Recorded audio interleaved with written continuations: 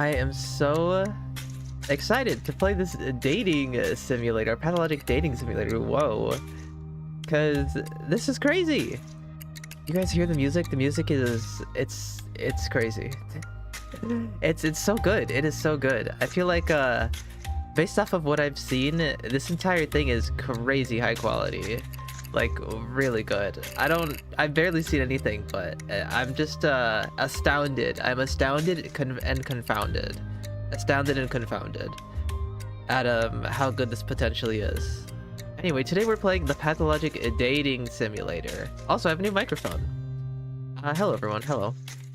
Hi to Lindsay. Oh my god, I played this game when it originally released in Russian. I forgot how much I love the music. The music is phenomenal.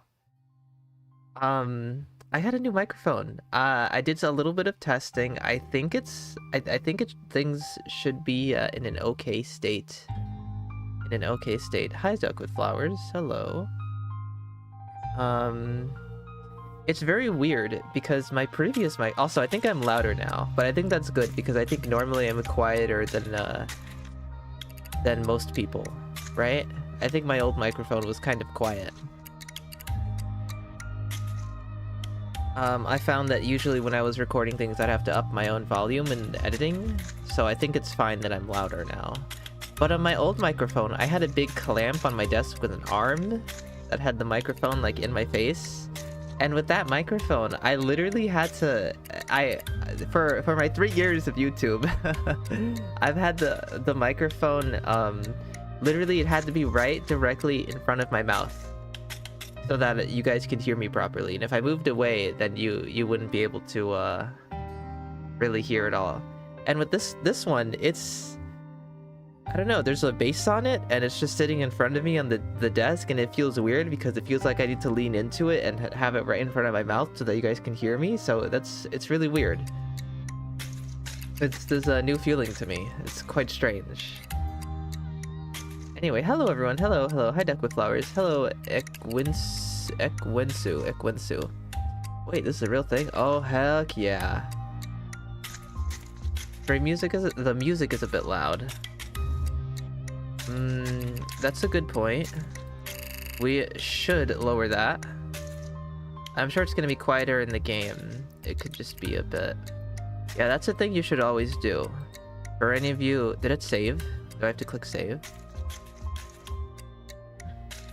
For any of you potential YouTube streamers out there, the music should always be a little lower, and then your desktop audio as a whole should always be like half your voice volume.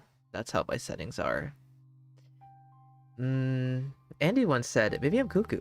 Maybe it's just that I saw 2 circular objects and went crazy. I wonder what that was about. Yeah, we're up to almost 50 quotes, by the way. I added some new ones. Some of my own, some submissions. Are you guys ready? Are you guys ready to start dating? As far as I know, we can choose between playing as Haruspex and Bachelor. And I don't know. Let's just start. Let's just start. We're dating. We are obliged to warn you about possible triggers before starting the game. I couldn't read that fast enough. Choose your player. Yes. Whose mask will you try on this time? And we get to choose. Look at the art. The art's so good. Is this game really filled with... I don't know. I want to see every single band member. I want to see the artist's rendition of every single person in the world. Because these are amazing. Look at how good they look. Okay, now here's the dilemma. We've been playing a lot of Bachelor lately because Pathologic 3, but Artemy has a special place in my heart. I would love to be able to play as Artemy, but then the problem is that if I play as Artemy, I can't date Artemy. I'm assuming he's a marriage... I'm not a marriage candidate. Not me thinking he's Stardew Valley. A dating candidate. Who knows? We could marry. Marriage in the town on Gorkin? That could happen. So I'm more inclined to choose Bachelor because then that probably adds Artemy to the dating pool. Right? But I want to play as Artemy. See, I'm less interested in dating Bachelor, but I'm more interested in dating as Bachelor. Also, maybe it's a bit presumptuous of me to assume that there's gay dating routes. This could be like a straight dating game. Maybe we're gonna like romance Lara and Eva and the Inquisitor. I really don't know. But we're gonna choose Bachelor. We're gonna choose Bachelor. I've been playing a lot of Pathologic 3. I'm already in Bachelor mindset. I think we can continue that. As you choose, Bachelor. Whoa. Daniel Denkovsky, Bachelor of Medicine, had found himself in this town by the will of wicked circumstances. This looks so strange. This, because like everybody knows this spot. There's birds in the sky. Like this looks like it was a screenshot that was like painted over. Because this looks almost exactly like in game, but it also looks drawn. This is like Pathologic in your memories. They don't call him Bachelor for nothing. Alright, we're in the town on Gorkin. He had gotten his hopes up, taken a gamble and lost, and come out with nothing. Now, frankly, he had no idea what to do next. Nearly an eternity had passed. He struggled to wrap his head around it. Contrary to the rumors that rapidly spread throughout the town, Daniel wasn't drowning himself in Twyrene, wasn't trying to end his life, and wasn't haunting the station, waiting for a magic train. The background noise is good too. That's a nice touch, the like people talking, the noise going on in the background. In reality, he was aimlessly wandering the streets, glowering up at the empty pedestal of the polyhedron, once drenched in the blood of the earth, and he waited. Waited for another letter to arrive. From someone. Anyone. But nothing came.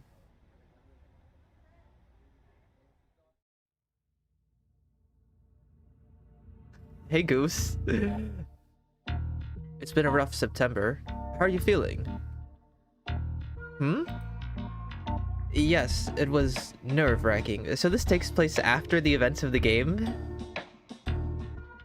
Twyrene? Twyrene? No, thank you. I'm sensible enough not to disappear into the bottom of a barrel. You look like you're lost. Perhaps you need some help. I would like some advice. What should I do next? I see you've already mastered the main mechanic. Sometimes choices determine our fate. How's the music, by the way? Is that an okay volume now? You will discover this for yourself soon enough. But before that, there are still a few things that you should pay attention to. Things that are easy to overlook. Time is your enemy. To think you can resist it is only an illusion that delays the inevitable. To meet the inevitable face to face without wasting time on idle talk, use the arrow. If you feel like you've taken a wrong turn along the way, you can always go back and try again. No way, this game knew about Pathologic 3 before Pathologic 3. It's alright. Crazy levels of self-control. Use the save icon in the folder. Save and then folder. Maybe a bit too loud still. Got it.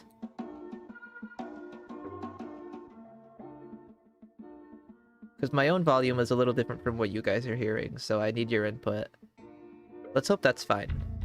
Give it a few minutes and then get back to me.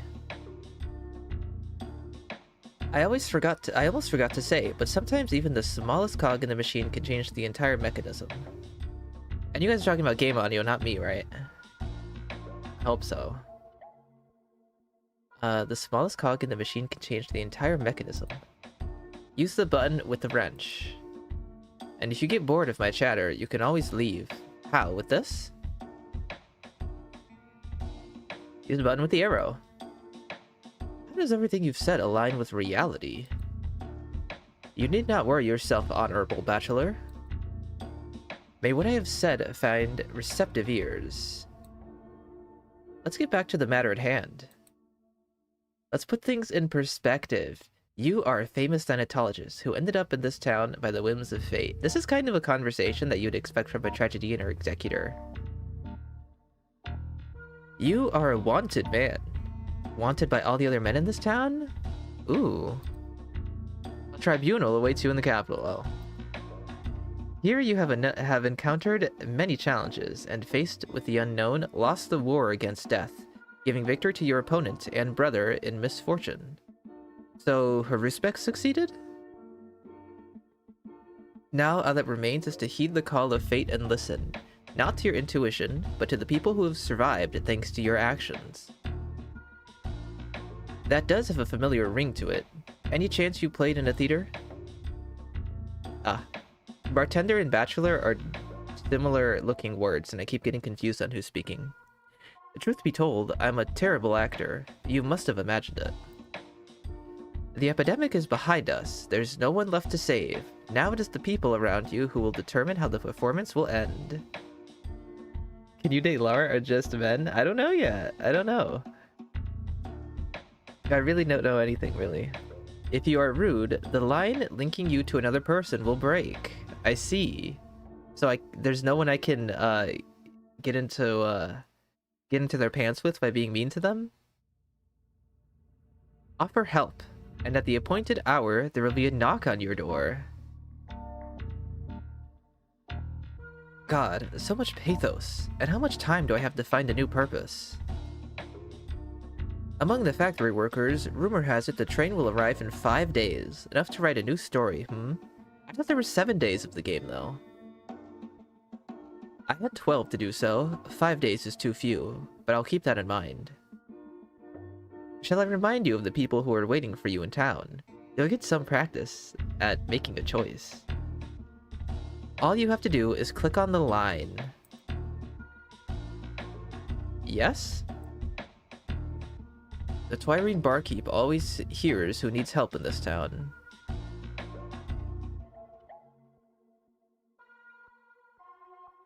Be sure to visit Artemy at his father's house. He looked lost the last time we met.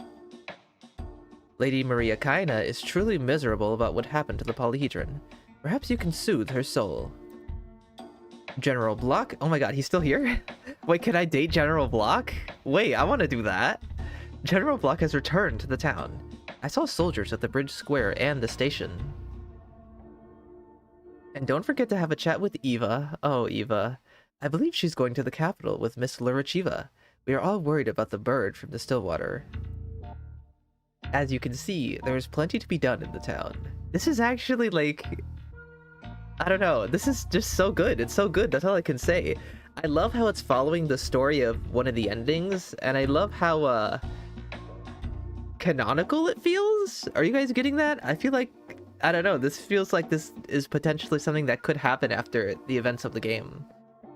I mean, who knows how, the dating part is going to be handled, but this just feels like a pathologic narrative epilogue so far. Like, Bachelor's searching for a purpose, and I'm sure that whoever I end up choosing to date is gonna end up giving me some kind of purpose, and we're gonna... I don't know, maybe there's a lot of endings depending on who we go with. There are 5 dating options for Bachelor and 4 for her specs. Can you play as Artemy also? Yes, but we chose, Bachelor our first time around. Sadly, I don't think my horrible taste is dateable. Whoa, hey Andre. Are you trying to sweet talk my clientele again? Don't listen to his nonsense, Daniel. Let's go indulge in some nostalgia. Peter and I just popped a mean bottle of Twirene. Ooh. He said time is my enemy. I guess this is a save moment, right? Wait, but that's a quick save. How do I do a full save? Because this is loading. I don't know, I quick saved. Of course, sounds tempting. Maybe together we'll figure out a way to get me out of this hole. But I'm in no mood to drink. Blast you, Denkovsky, you're no fun. Can't be helped, eh? Stay anyway. I'll have you know my coffee is to die for. And I won't even spike it with anything that would knock you off your feet. Much obliged, Andre. Always a man of exceptional kindness. An offer like that, I simply can't refuse. You want to be making a lot of saves? They took a seat by the wall, at the very end of the bar counter. With a simple wave from Andre to the barkeep, a moment later, the delightful aroma of coffee informed Daniel he'd made the right decision. It feels so strange to just sit back and enjoy the peace.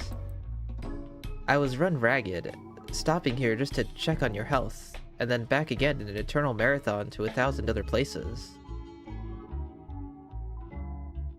That's right. With each passing day, you looked worse and worse. You seem better now, but you still look tired. People say hard work never killed anybody, but you know what? Why take the chance? Who made the game? Is it fan-made? It is fan-made. I'm not 100% sure on the credits, I believe, and I don't have the link. Oof. I could tell you later. I'll post a link in chat maybe at some point. Oh my god, it's more than 3 dialogue lines of good... 3 dialogue.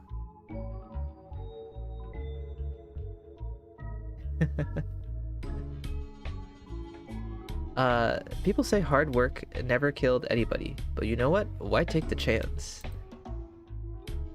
These doors are always open for you, my friend. Come by anytime. I can't promise a big show, but a drink's always in order. Or you can just sit back and relax. Not a bad thing for your health either. Is this tutorial still? Do I have a health mechanic?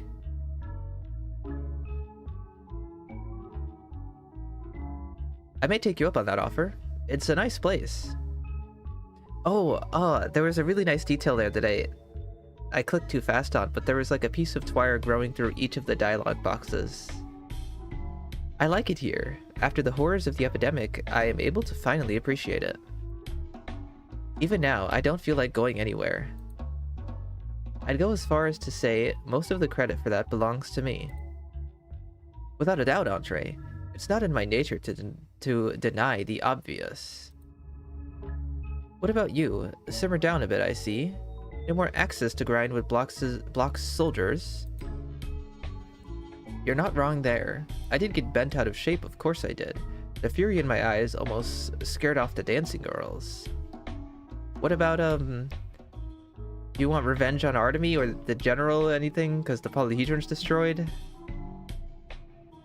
My brother and I, we've talked a lot, and I mean a lot. We've decided to move on. We have to. Sounds like Peter got through to him then. That sounds like something Peter would want to do. We are free to make our future better than it is now. It is a golden opportunity. We'd be fools to squander it. Brother has it harder than I do, of course, but together we'll manage. Right, Petya? Why is it Petya? Right, Petya? Until now, Daniel hadn't noticed that Peter was seated at a nearby table. He had some sheets of paper spread in front of him, covered in what looked like a child's drawings. New blueprints for a new thing? Daniel couldn't make out the images clearly, but Peter was eyeing them with a faint smile. A great rarity. Slightly startled, Peter awkwardly got up from the table and approached them. Hello, Peter. What were you saying, brother? I was saying, you're holding up well. What have you got there? Grace's drawings? No health mechanic? Dodging emotional damage would have been crazy, though. Imagine dying in a dating sim because your tsundere girlfriend hits you for being a sussy baka. I mean, we could bring in the Pathologic 3 mind state mechanics. And then work in health through there. Let's get some Pathologic dating simulator mods. Yeah, Grace's drawings? What's that about? What is that about? Yes, she brought some new ones just this morning. Here's one with a rose. It looks like a flower, but at the same time, not a flower at all. She understands me, the little one. If the polyhedron was a flower, then of course it would eventually wither. It's part of their life cycle. However, they can still leave something behind.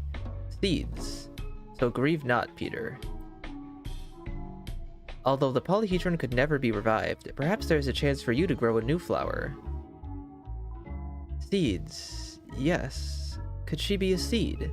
Like someone came and planted her within my very soul. Now, who knows? Maybe something worthwhile will sprout. He's talking about Grace. I should be grateful to whoever thought of putting her in Peter's care. Okay, that would have been Artemy, I guess. She's staying with the Sabarovs now, naturally, but she hasn't forgotten my brother. Keeps coming back every day, twice a day sometimes. I forgot about that plot point, that Sabarovs adopted her in the end of Pathologic 2. I don't know if that's going to come back in Pathologic 3. Yeah, Dating Sim was fully written and released before Pathologic 3, so not too much reference to new info.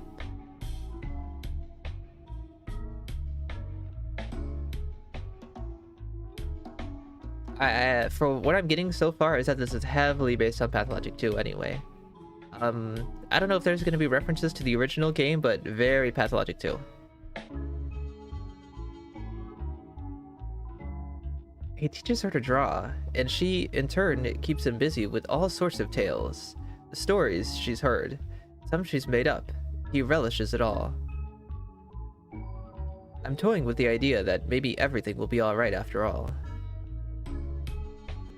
Peter glazed at the drawings once more, still clutching them in his hands, and raised his eyes to his brother with a timid smile. Anyway, this is what I was talking about. Oh, wait. They're all the picture of the same herb. Never mind. I thought it was one single herb sprouting from the bottom and then middle and then the top, but it's the same thing.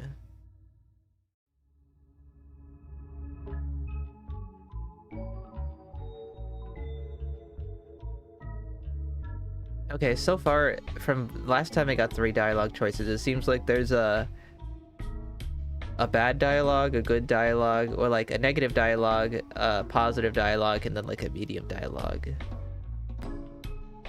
That sounds promising. I'm happy for you.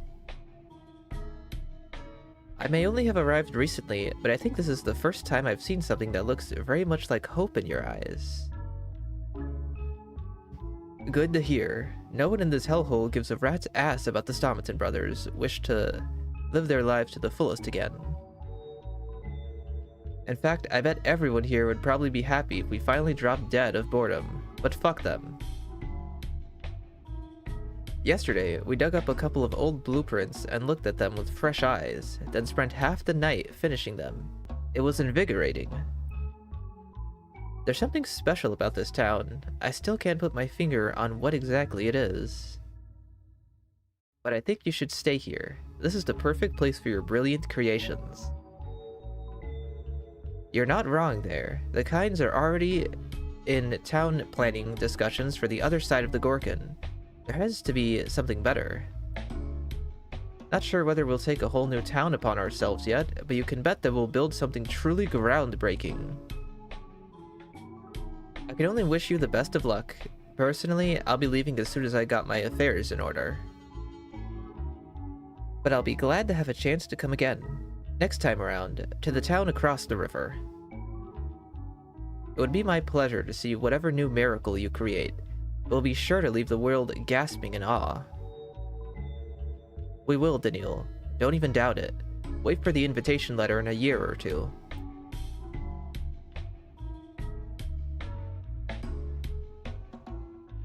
Some formidable plans you have. I believe in you. Have you considered trying your hand at something else?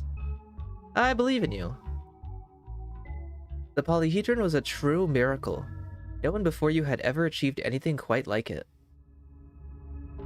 So you can go that extra mile. Reaching for the stars isn't that what you've always wanted? Isn't that what you've always wanted, Andre?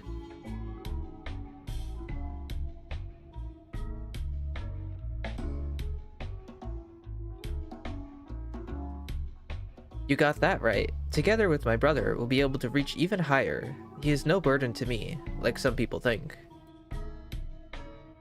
Daniil, you tried your hardest to save our tower.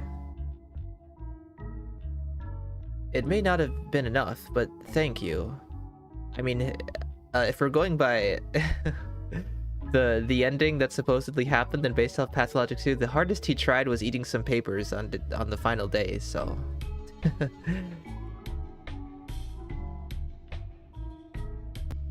Talked your ear off, didn't we, Dinkovsky? All our struggles and grand plans. Why don't we have that drink after all, eh?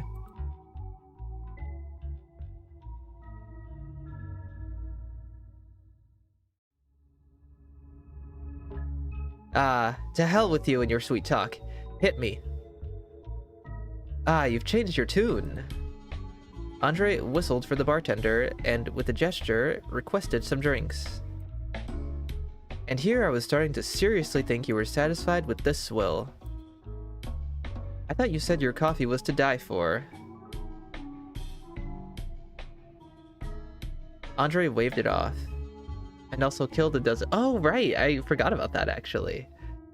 Not me only remembering that he ate some papers when he was surrounded by dead soldiers. Andre waved it off. Is that meant to be a serious comparison? I wasn't drawing any comparison, but if you're interested in my opinion... Normally, yes, but your opinion is already discredited, so there's no need to embarrass yourself any further. Behold, my arguments. Andre spread his hands as the bartender set several bottles before them, vividly demonstrating his arguments in all their glory.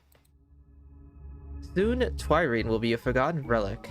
The last herbs will fade away, and every bottle will be worth its weight in gold.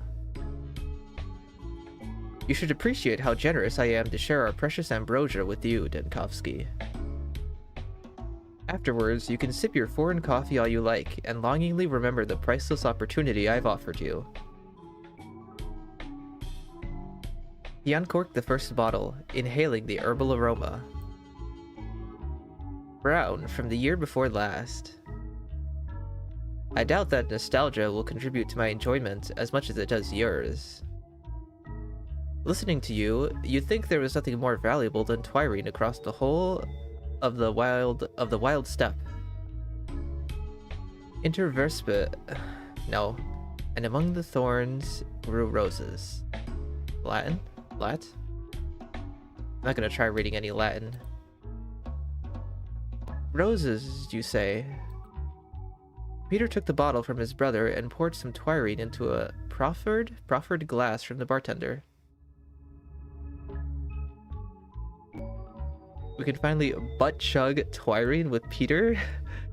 What on earth? Is that a saying? Butt-chug?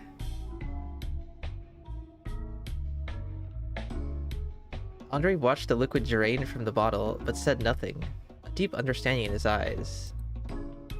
Daniil moved his glass closer to Peter, could pour some for him too. Andre smirked. Still think nostalgia can't move you? Peter answered in Daniil's stead. It's not about nostalgia, brother. It's about longing. All three of them fell silent.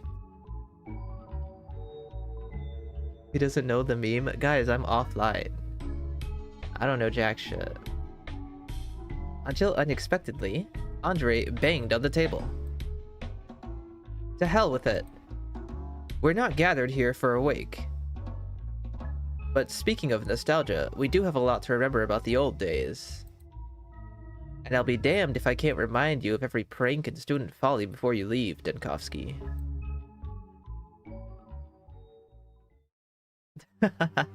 Okay, we shared around the drinks with the Stamatins.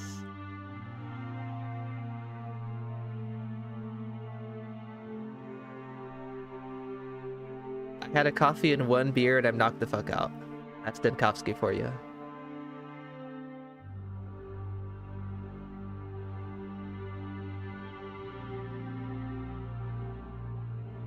Do I have to click? Yes. Was that an ending? What? Was that how I just spent my final 5 days in the town drinking with the Stamatins and reminiscing? Continue. What? I didn't think that's what I was doing. And where's my quick slaves? I have empty slots.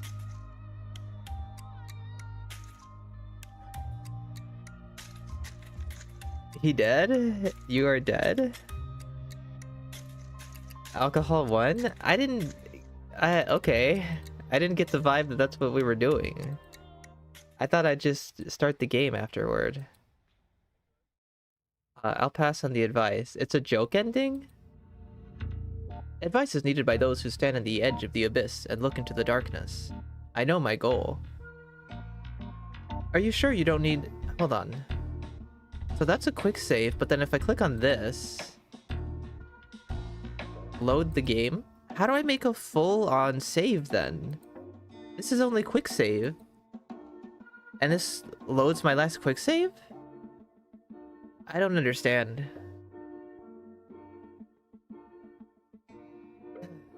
I don't need the tutorial. You know what they say, repetition is the mother of learning. Let's put things in perspective. You are yeah.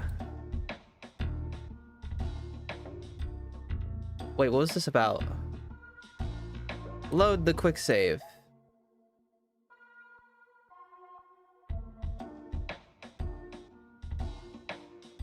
I don't understand this. I don't understand how the saving and loading works. Are you sure you don't need... Oh, okay, it did. I don't need instructions, so it just loads the last quick save. The meme has been posted in Discord. Okay, what's this about butt chugging alcohol? Good God. Oh. Pathologic beam lessons is #1. Other buttons, try using the keyboard to go back to previous screen. You can't just say try using the keyboard. Try using the keyboard?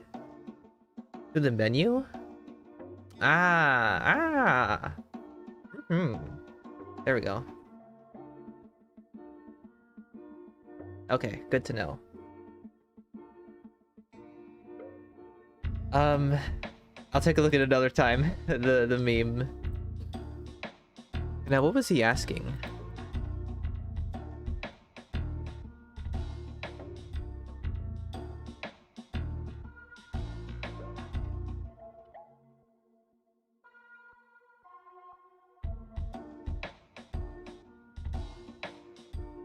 All you have to do is click on the line? Oh, arrow keys?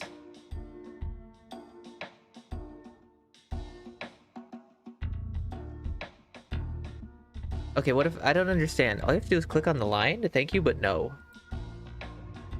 To be honest, I'm sick of this performance. I'll figure it out myself, thank you very much. Bear in mind that people remember insults more strongly than compliments.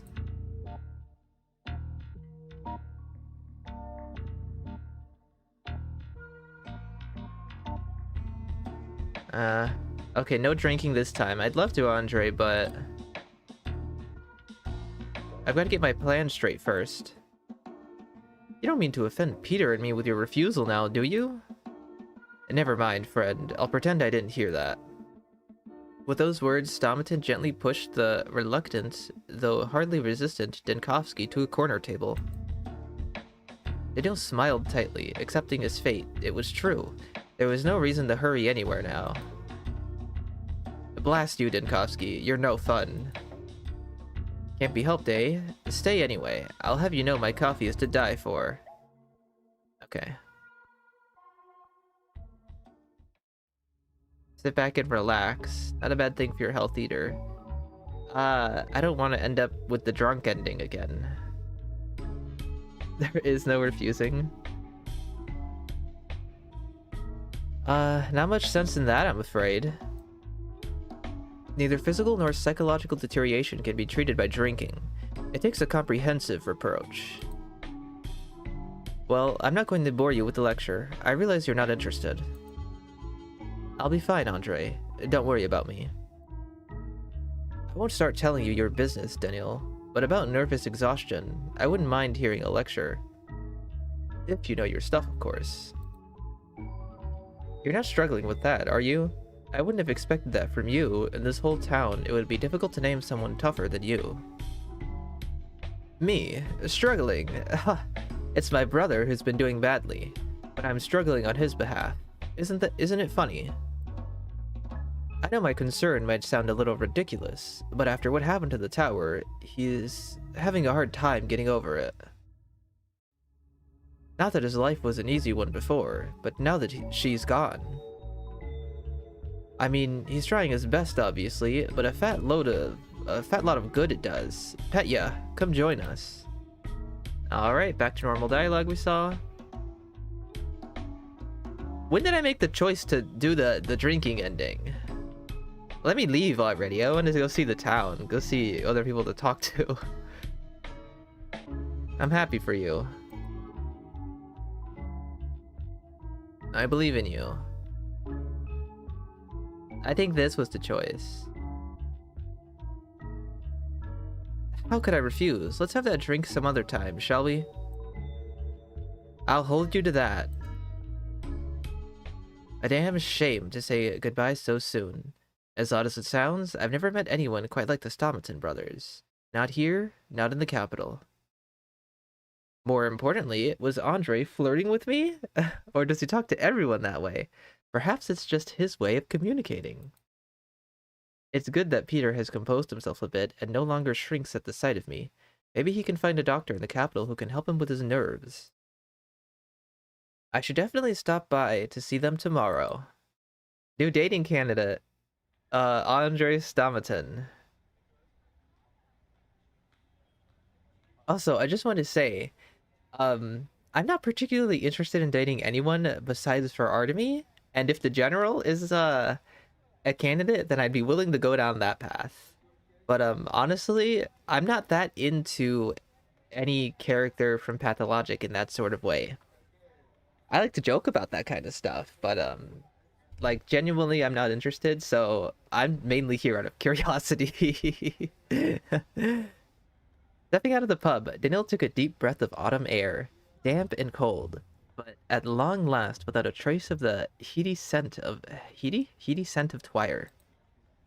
Now, Burakh, the Kinds, General Block, Eva, people who could provide him with some insight on which path to take next.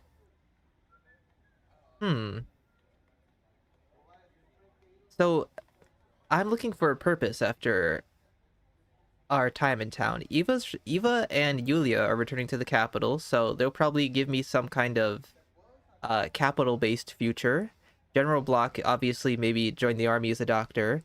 Not sure what might go on with the Burakh, and obviously the Canes would want me to stay to help them build their new civilization, their utopia. Bachelor's route with Stomatins is quite something? Ooh. Isidore's house was nearest to Stomatin's pub. As such, Artemy would be first in line for a visit.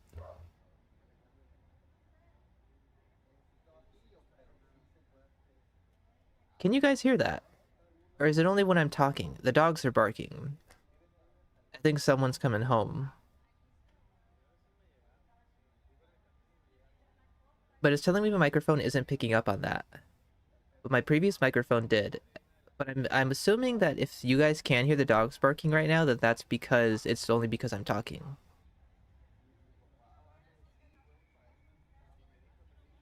Double trouble, you say? Oh no. Am I gonna be able to date both of them? Anyway, they stopped barking. No barking? Oh my god, this microphone is truly the best then. Holy moly. Holy moly. Anyway, they stopped barking. Oh, I heard barking, I think. Yeah, because it was telling me, yeah. So my microphone picks up some background noise, but only if I'm also talking at the same time. It comes through a little bit. I'll need to check back in stream. I'm curious as to how loud it was. Anyway. Isidore's house was nearest to Stamatin's pub. As such, Artemy would be first in line for a visit. That was, assuming he was home. Oh my god, this game is beautiful. The art is amazing. Isidore's house conjured unpleasant memories. Women screaming in pain. Walls tainted with disease. Now that the sand pest has been defeated, there is nothing to fear.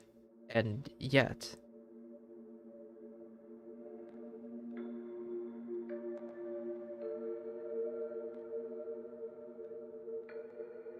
As a lesbian, I'm personally stuck picking through the humbles that aren't taken, mostly. Hold on, I need a reminder on who the humbles are. That would be a Changelings cast, right? So, like, Yulia... or... Anna, Aspidi... So the not Katarina. Yeah, understandable, understandable. There's some pretty good characters in that cast. And yet... With gritted teeth, Daniel knocked on the door. Swift footsteps thumped on the other side. The door opened, and a thick, heavy smell of herbs wafted over Daniel. Is this generic... Is this generic stock music I'm hearing right now? I feel like I've heard this in, like, videos before. Yeah, Anna Lara, Yulia Aspidi Sabarovs, Olyan Lara Rubin. A familiar boy stood on the threshold, Sticky, if he wasn't mistaken. Sticky looks older. Whoa, Uncle Bachelor. I heard you were already gone. Daniel barely swallowed his surprise. Any question could be postponed for later. He came here on business, after all. The I can fix them woman. You kids certainly hear a great deal. In that case, maybe you've heard whether Burakh is at home? He's home, alright. Sorting out some important papers. Ah, well, if he's busy, then I'd better come back later. I was assuming that after the bar scene, I would look at the town's map and I could choose which person to visit first. But it seems like this is more linear, or maybe we're still in, like, the starting prologue.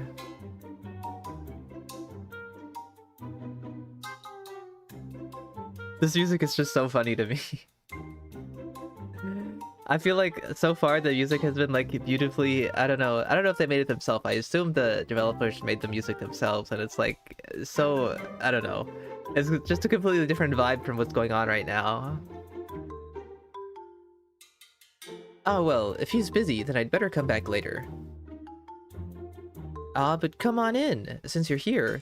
Maybe you could pull Uncle Burakh out of those papers before he buries himself in them. Stach music.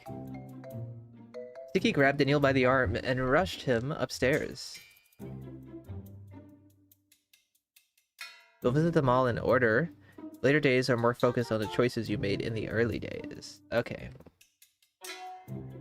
Also, do you guys know how long this game is gonna be? Do you think we could finish it in one stream? I was kind of hoping we could. But there's a chance, I really don't know how long this is gonna take, so it could be a multi-part stream. And if that's the case, then for the next few weeks we might have to do 3 streams a week because of the other things I want to do. Pushing one of the piles of paper aside, Artemy Burakh picked himself up from the floor to greet him. He was doing this on the floor? Whoa. Okay, a casual outfit from Artemy? Kind of? Daniel, this is unexpected. I thought you'd already left. I intend to, except there are still a couple of things I'd like to discuss with you. As a colleague. No, I won't be able to. Oh my god, I'm so excited. One route maybe? Like later days are spicy? Holy, I didn't know what I was getting myself into. In private. You heard, Mr. Bachelor, kiddo.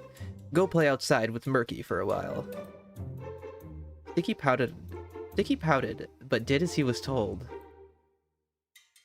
I'm hoping this will slow any rumors about our conversation here. Here we go, that's the music I would have expected.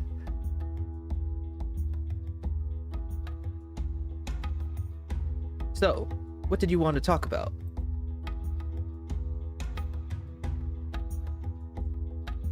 The last thing I expected was to see at your place was children. What's with all these scattered papers? Yeah. What's with all these scattered papers? Anything important? Daniel came closer to examine the papers spread out on the table. They were yellowed with age and covered in drawings of organs and herbs. These are my father's notes about the lines, the town, its way of life. Is Artemy gonna use any kin phrases? I feel like he should have already been like Shim by now, or you know. Do you want them? Might prompt some thoughts. I am afraid I won't understand a word of it. You'd have to be a native for that.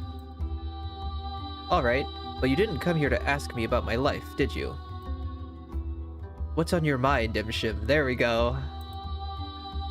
I don't really know whether I'm here to say goodbye or to ask for advice. Should I even leave? There's nothing there for me in the capital, except maybe the ruins of Thanatica. As for this place, I'm not sure what hope there is for me here either, after...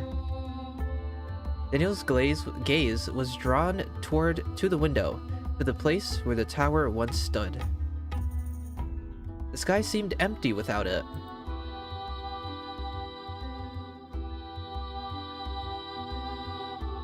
Is there any streamer mod precautions? Wait, is there nudity? I played for 4 days. I haven't done 5th day yet because it would require replaying it all. Even by day 4. If there's nudity, I need to know how extensive it is.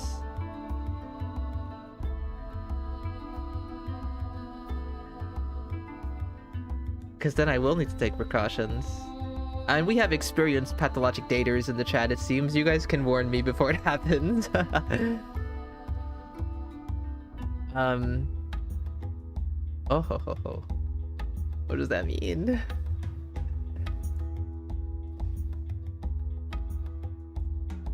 Otherwise, the stream might have to be unlisted. We are so going to be banned. Guys. Uh-oh.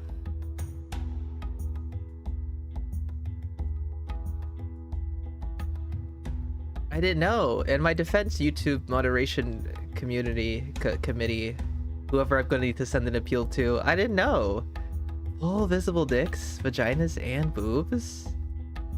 Oh, wow. Okay, but no nudity before day 4. Good to know. We're going to have to end the stream before day 4, and then we're going to do some super secret streams or something. One of my favorite content creators does streams in their Discord from time to time. Not like real streams, but they're like watch TV shows with them on Discord, and that will probably be what I have to do. Because I don't think I should have any kind of nudity posted on the channel. YouTube won't like that. But I still want to play. We're gonna have to have secret spicy streams in Discord. That's gonna be crazy. Oh, what did I just do? What would you say to helping me out in the town? In what way? I thought the little house imps would have spilled the beans already. Well, you see, long story short, I intend to bring the kin and the town together. Father wanted to stitch the town together to remove this perceptual barrier between the town and the kin. It can't be done overnight, obviously, but we can start. Lay the groundwork for a new future. See, we could do Discord streams, but then there's no saving that. I can't post a VOD to YouTube of that. I don't know. That would just be like... Because, like, I don't know if I'm gonna make a video out of this like I did with the Pathologic stream, but if I did, I'd only be able to make this the PG part and then never finish the playthrough if there's nudity. I mean, if there's heavy sex scenes. I think I read that already. It's a long-term project, of course. There's no specific plan, exactly, only an outline. Yeah, one-time only experience. If we wish to carry on with our lives, eventually the kin should merge with the town, become an extension of it, not an appendage. The children will make their own improvements after that. That's the idea, roughly.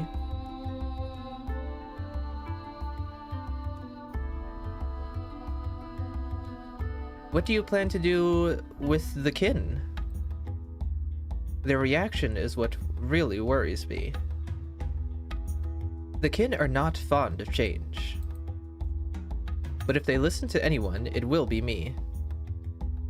Just place tragedy in faces all over, it will be fine. I mean, I need to see the extent of the nudity. Maybe it could be censored, but I have a feeling that probably not. Like, if there's a full naked Artemy on my screen, I don't think just covering up his wiener is gonna do it for the YouTube side of things. But if they'll listen to anyone, it will be me. That's the idea, roughly. What do you plan to do with the town? The termitary definitely has to be reconstructed. That thing is a sardine can. Eventually, we should give the Skinners over to the Katange. Step by step. That's the idea, roughly. I don't really see how that would work, but sure. I think I get the idea.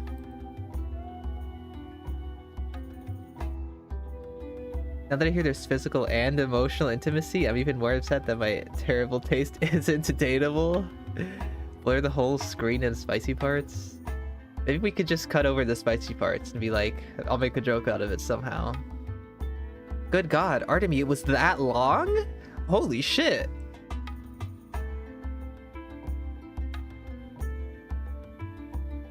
You'll never guess how long the Haruspek's ding-a-ling was. So what do you think? It might work. I doubt the kin can survive without their superstitions, but it may indeed be helpful for everyone. I can't believe the Stamatins just did that. I don't know.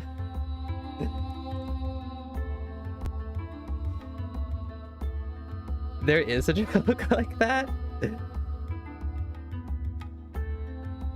The dogs are barking again. We're gonna give it a minute before I keep reading.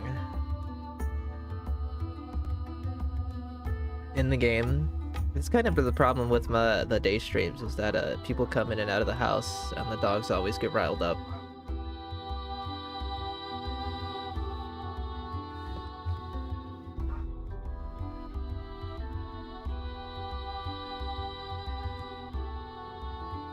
Also, I think you guys can hear every time I shift because my chair is smudging against the desk. I don't really know. Sharing a sandwich with the Stamatins, oh my god, for real. Yeah, we could have a sex scene that starts to play, and then in the video I'll cut past it and be like, I guess that's still a euphemism, huh? I was gonna be like, damn, that was a really good meal we just shared.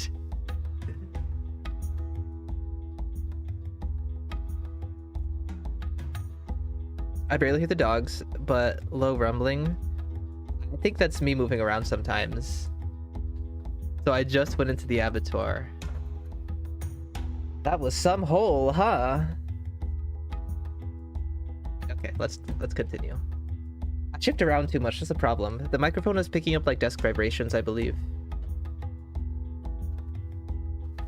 And I'm still in the mindset that I have to be close to my microphone, which is the problem too.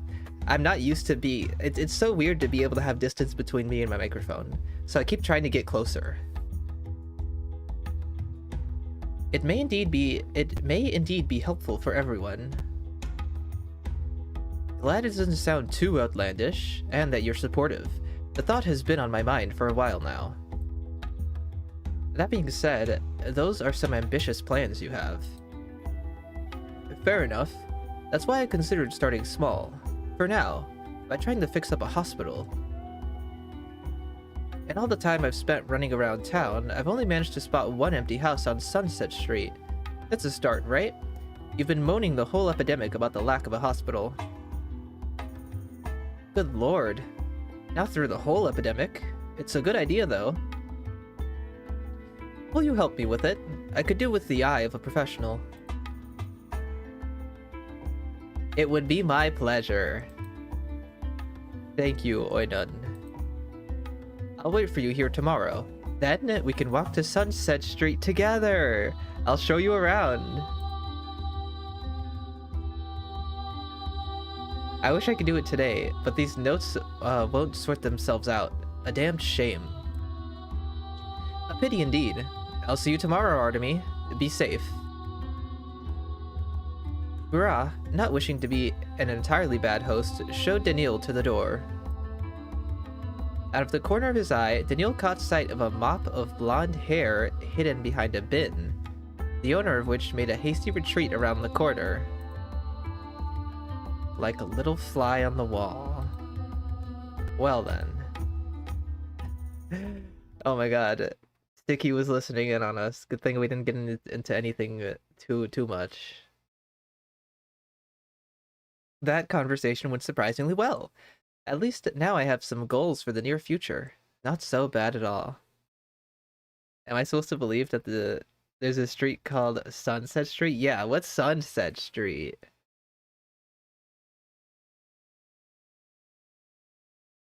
Went on a long walk with Maria? What, my leash has nothing to do with it?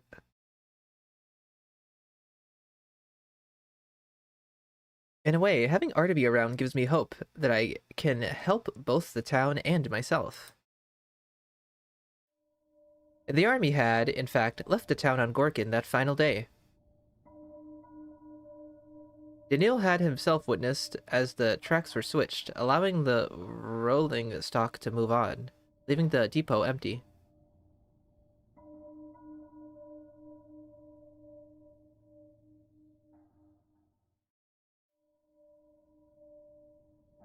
It's Atrium Street? Is that what they're gonna call it? Sunset Street? We'll walk Sunset Street and it's gonna be a room, we're gonna see some art of the atrium?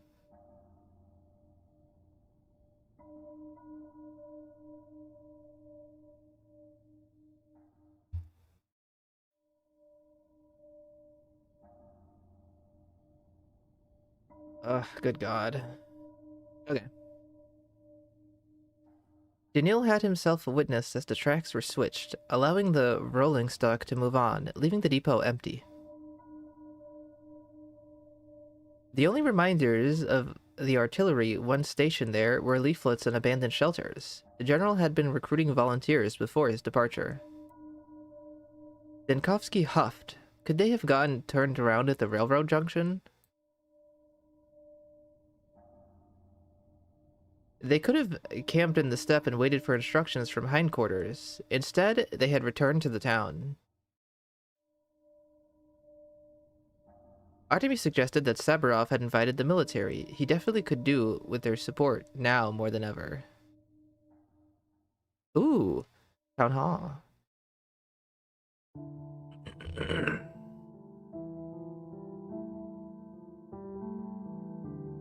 Hold on, guys. I'll be right back. Take this time to grab a snack, go to the bathroom, get a drink. I think I need a drink too. I don't have a drink today. I had a drink earlier, but I finished it before stream, and usually I have a drink during my streams. Anyway, do whatever it is you gotta do, but I will be right back.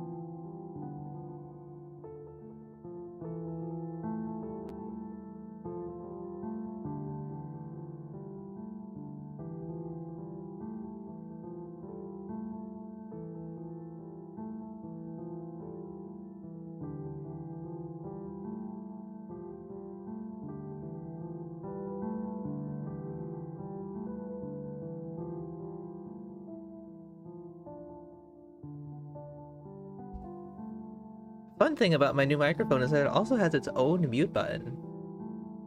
My starting soon screen on OBS, the scene on it has no microphone setup, which is why I go quiet, and that's why I switched to that, because there's no microphone. But this microphone has a mute button. It also has its own volume slider, which is something I did on my last microphone. Is that I had the gain, which if you don't know what the gain is, it's just a filter to increase the volume. And I went through all my settings and I actually deleted that filter because I don't need it anymore, because I have my own volume slider on this microphone, which is cool and neat.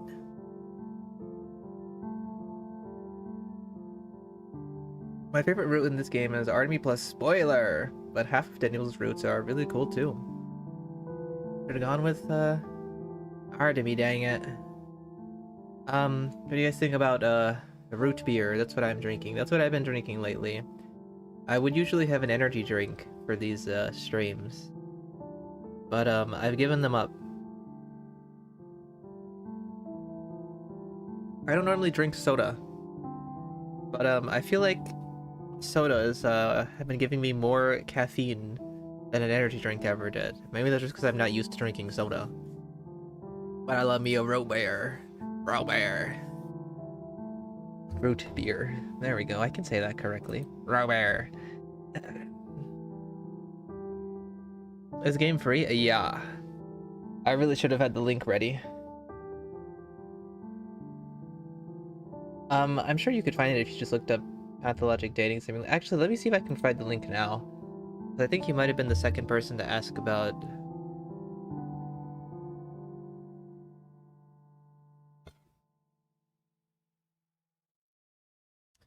Asking about something I could answer if I had the link. Gosh darn it. Come on, Andy.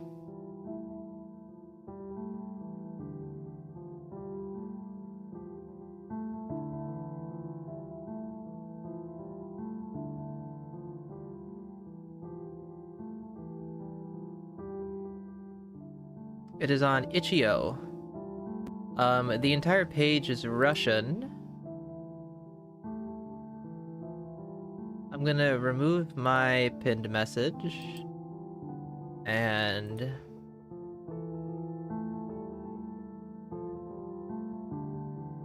make a new one.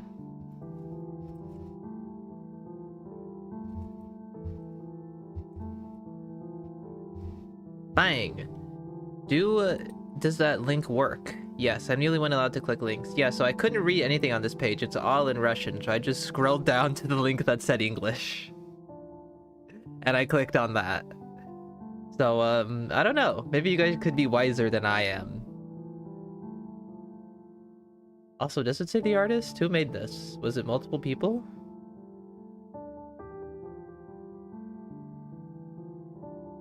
Holy moly, is that a picture of Grief? He looks good.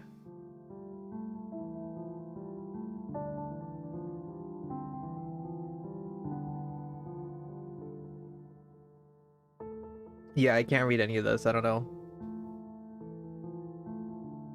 Alright, let's get back to it, guys. Wow, Old Town Hall. New Town Hall is so much better. I love it. Pathologic 3 Town Hall. Daniel opened the door, stepped inside, and from the threshold he heard Alexander's voice. General Block's, that was. Okay, vibrant red, I like that. Grapefruit, my beloved. Wait, did I pin that? Did I pin that? I commented it, but did I pin it? There we go. Message pinned. Full team on it. I see. The train will arrive at the station in 3 days. The humanitarian aid will need to be delivered to the warehouse workers. They'll do the rest. Officer Plover. What about the children? Have they been extracted from the evacuation point? There's an issue with them. We want to send them to an orphanage near the capital, but the locals are adamant. They're demanding them back. Best not to ask too many questions and just do whatever they say. I want to listen in, I'm nosy. Try not to enter the town without a good reason. Go back to communications. Report to the stations that will be there next week. These are the orders of the powers that be. Yes, sir, Comrade General. Just tuned in, is the plague happening in this timeline? No, this is all taking place after the events of the binaural ending of Pathologic 2, and in 5 days a train will come, which Daniel will board, but in those 5 days we're searching for a sort of purpose. We're still on the first day. We spoke to Artemy. He mentioned about wanting to stay in the town and reunite the kin with the town and join them as one, so those are his plans for the future, and we're currently checking in with people to see what who aligns with whom, and getting to know our cast of dating candidates. General Denkovsky, what are you doing here? Why would the powers that be keep you here? It suddenly struck me. Why would the powers that be keep you prisoner here? Did you get on someone's bad side? Is Aglaia still here? Wait. Is Aglaia still here? Because I'll do who respects for it just to do that. If Block is still here, Aglaia should still be here. What is it to you? Wait, no, she could be dead then if this is Pathologic 2 timeline. No, she's probably dead. Dang it. We just lost. Just be on your way, in peace. The army is doing its job, and so are you. I see. Just curious. I read that wrong. You know firsthand how the powers that be treat men of great mark nowadays. Imprisonment, persecution. They put them on a tight leash. I wonder how tight yours is. No spoilers? Aglaia's dead in Pathologic 2. Whoops. Oh, okay. Right-clicking also brings out the menu. You don't have to press escape. Don't waste my time, Denkovsky. If you're here on business, spit it out. If you have nowhere else to be, mind your own affairs and stay out of mind. Well, Alexander, I came here because, ever since you arrived in the town 3 days ago, I developed a crazy crush on you. And I was hoping we could have sex right here in the middle of the town hall in front of all your men. How about that? I apologize if I was harsh. When did you say your train was coming? In 3 days at best. Apology accepted, but I'd be more careful with my words if I were you. That goes for you too. People here are distrustful. They could turn against you in an instant. Be more careful with your judgment. Anything else? Or do you plan to continue uselessly wasting your breath on demagorgery? Never heard that word. No, Commander. Then I shall return to work, if you'll excuse me. Perhaps I should reconsider my views on Alexander and keep my temper in check next time. Okay. I think he is dateable. I kind of want to date him. We'll see what else goes on. Oh, you fool. But it seems like we're already in bad relations with the general. So it seems like this is going to be pretty hard to get on his good side.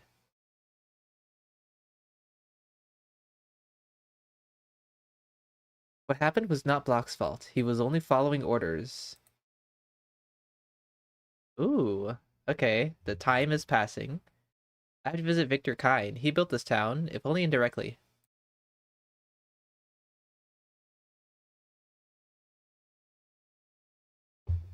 He must know the best place for a hospital. I thought we were going to continue this tomorrow with Artemy. Oh, okay. Good afternoon. Victor isn't home. Is he with you? Let's see Maria.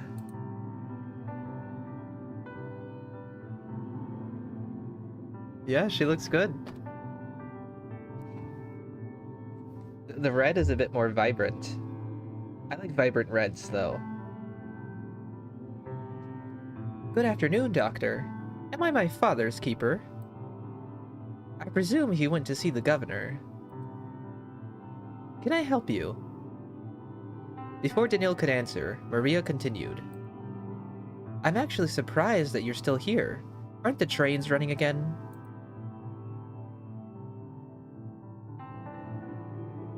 Sorry. They are. I have unfinished business. In fact, I was just about to discuss part of it with your father. I doubt it's anything. I can handle myself. Let's hear it, Doctor. The fiery queen in the flesh. Well, this town needs a hospital. A proper one. Clean. Well-stocked. Burakh's house is no longer available, and the place was no hospital in the first place. Not really. If there were more than rocks and herbs around here, the epidemic wouldn't have taken so many lives. You're right. Uncle Simon had... Simon. You're right. Uncle Simon had some plans in that regard, but he ran out of time to execute them. I must warn you that the locals will try to put a spoke in your wheel. I know. They'll have to make peace with it if we allow another outbreak to happen. To win over the masses. So what do you need to start? Honestly, everything. Decent medication, not tinctures, instruments, equipment, staff. But first things first, a location. I've got a few in mind, but we'll have to discuss it with your father. Let's do it this way instead. I'll help you with the hospital in this place. Soon I'll have to tend to this town anyway. And I'll help you find a suitable building. Should we not construct a new one? Are we just trying to repurpose another building? Because that's not the best idea for a hospital.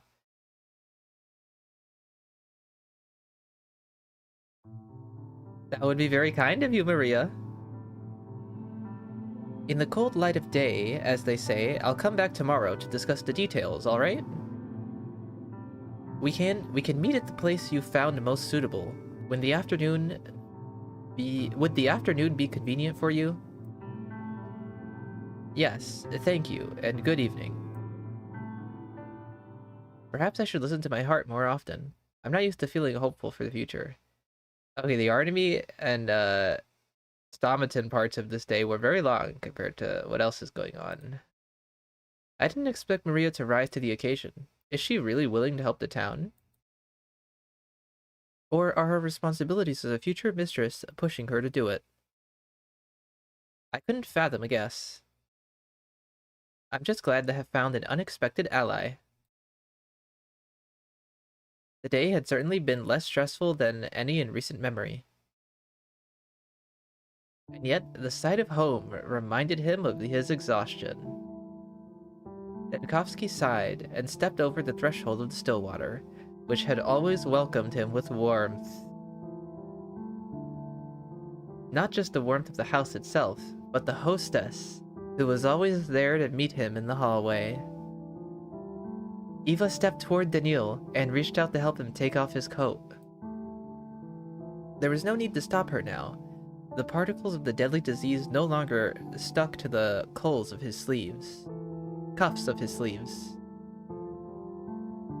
Oh my god, Pathologic too, Eva. You're so different. Wow. You know, it's interesting that in Pathologic 3, we didn't really see Eva. I think she mentioned like once in dialogue that she was interested in the Herb Brides, but not that she didn't really express all too much interest in like wanting to become one of them, like Pathologic 2. She really did go through like a lot of changes. You came. I was afraid you would leave. The town is so empty now, without the tower. Especially here, in the stone yard. Whenever you look out the window, or go to the square, so many have died. Too many.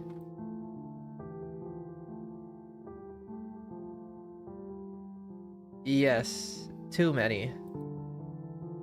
Your eyes are so cold, like a deep and starless night, and the circles under them are so dark. Do you blame yourself for how the tower... that it's gone now? Don't you dare think that. You had nothing to do with it at all.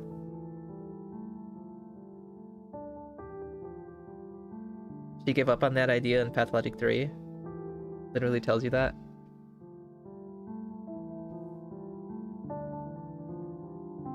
You've done so much for us. Maybe I can help you now, since I couldn't die for you. After all, there is still so much to be done in the capital. I want to be by your side when you continue your battle. I want to be part of your fight. I want to make amends for my inaction.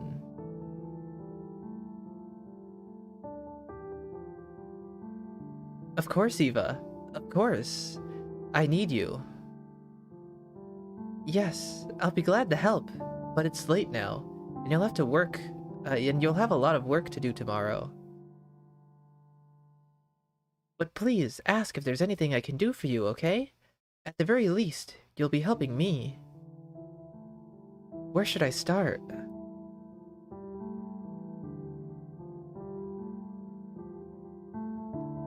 First of all, let's clear something up.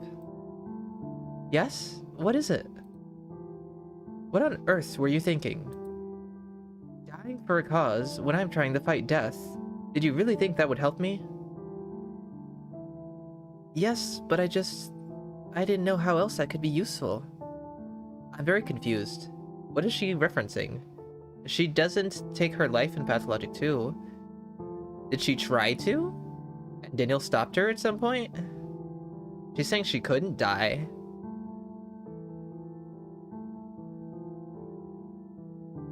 You were always in such a hurry, and we talked so little, but I found the most precious thing I had, and decided to sacrifice it. Are you angry with me for that? Like, this feels like it's following after the events of Pathologic 3.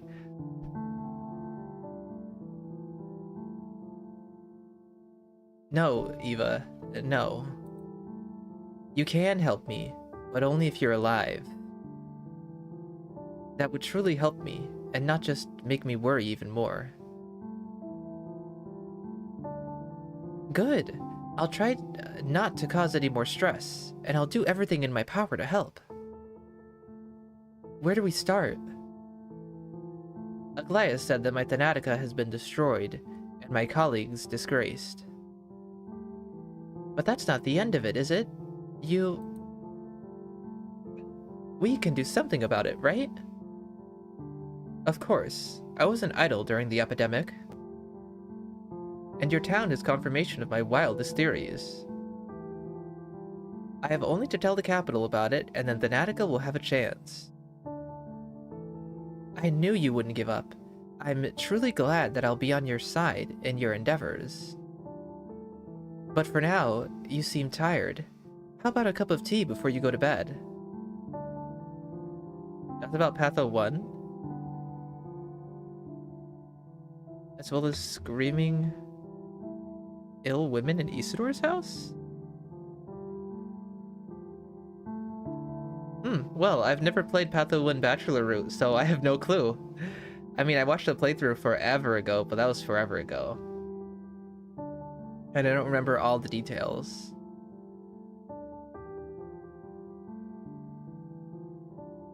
How about that? Who would have thought she'd be this resourceful? I mean, doesn't she die in Pathologic 1, 2, though? I guess it's hinting at those events, but she didn't die then? Or can you save her in Pathologic 1? I didn't think you could save her in the first Pathologic. I thought she always got replaced by, I thought she always died and got replaced.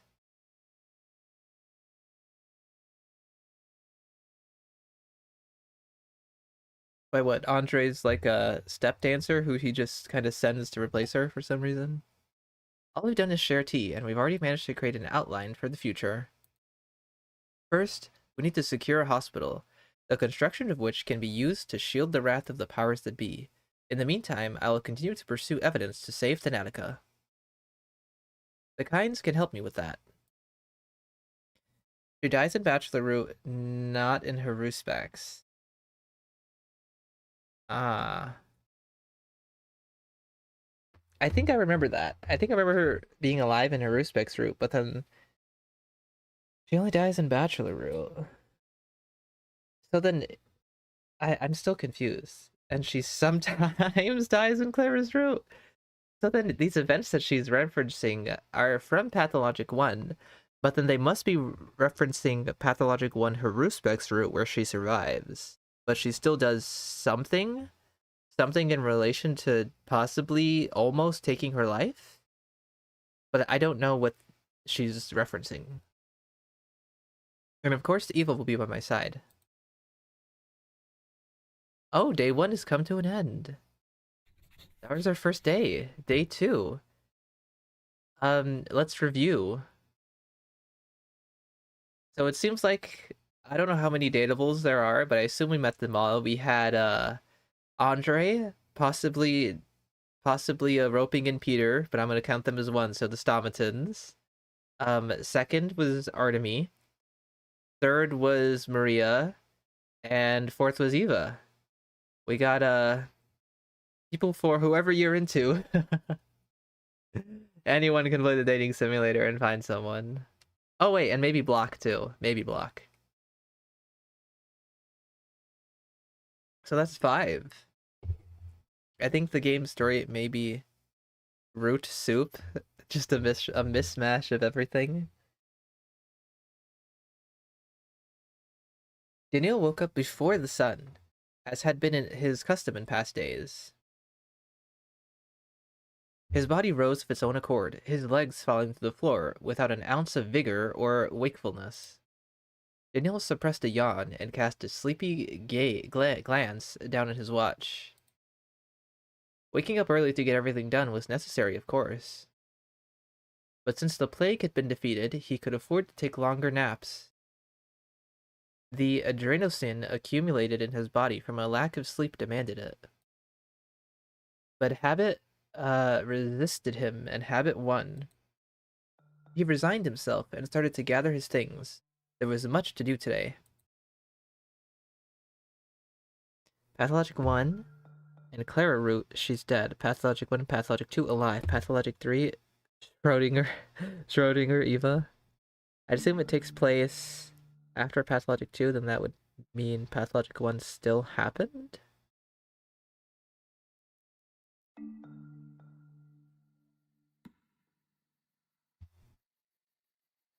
How about this? We'll do a deep dive into the timeline of the Pathologic 3 dating simulator, and that'll be my next video. How does this make sense and canonically? Let's make this canon.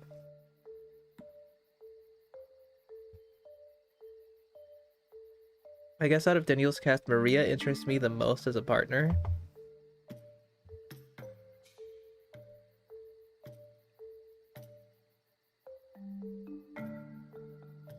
I think I like the idea of Maria and Daniel, but I feel like to me,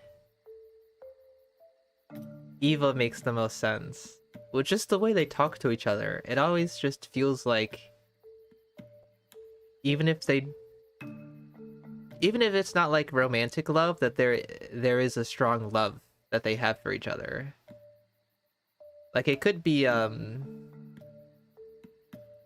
more of a how you love your friends kind of thing, or your family, but I feel like there's something strong the Bachelor and Eva have. And I feel like in the way I tend to read dialogue between them, I try to not enunciate that, but that's kind of how I read their dialogue in my mind. Maria and Daniel just look so right together.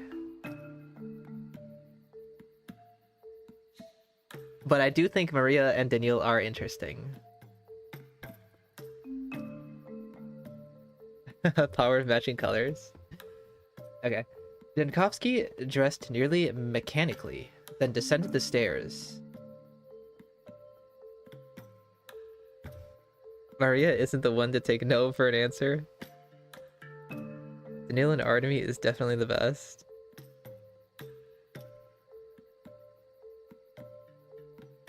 He had planned to leave the Stillwater post-haste, but as he stood on the threshold, Eva called to him. Good morning, my Daniel. Sorry, I'm in a hurry. Are you rushing into battle again? Is there something so important that you'd refuse a cup of tea? Oh, I wouldn't refuse. Eva smiled in delight as she opened the cabinet doors and reached for the tea set. Daniil had lived in the Stillwater for almost 2 weeks, and for the first time, he was sharing his morning with its mistress. After a brief meeting at the threshold, they usually keep to their own affairs. Daniil to the problems outside the door, and Eva. What did she usually do? Daniil sat down at the table, slightly puzzled and without an answer to his question. Eva just lays around the still water all day like a cat. That's what she does. Eva bustled around and placed freshly boiled water in front of him, and then for herself. Daniil thanked Eva and took the first sip. The heat spread throughout his body, filling every vein. Daniil had already managed to forget what it was like to relax in the mornings with tea or coffee. I must admit, accepting your offer was the correct decision. Hey, my coat's off. It'll do you good. They both took another sip. As it turned out, it was possible to wake up like a normal person without scrambling or fussing. Once upon a time, in another life, Daniil had done just that. Dear Daniil. Yes?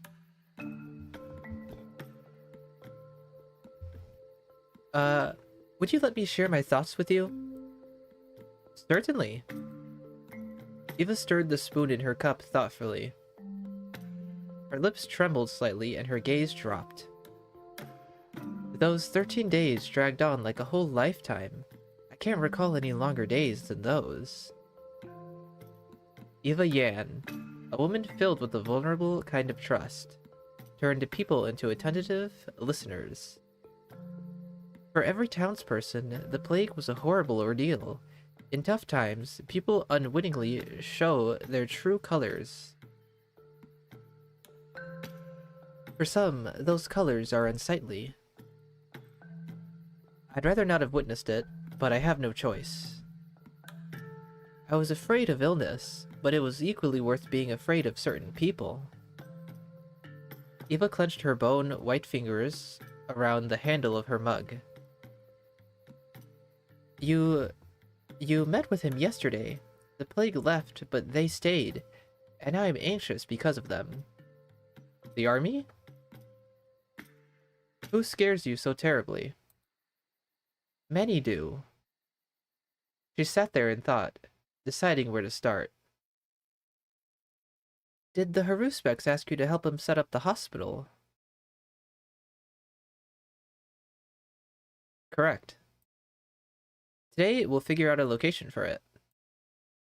But who will treat the townsfolk if you leave? I'd rather swallow a schmouter than look into Burakh's frightening eyes. Every death by his hands linger around him. He smells like blood, like an open wound. He takes other people's lives without any cunning. His hand holds a knife, and he himself is a blade. I worry when you're with him. Will he come here more often? Looking for you? Huh. I mean, there's Ruben, but I think he's leaving with the army.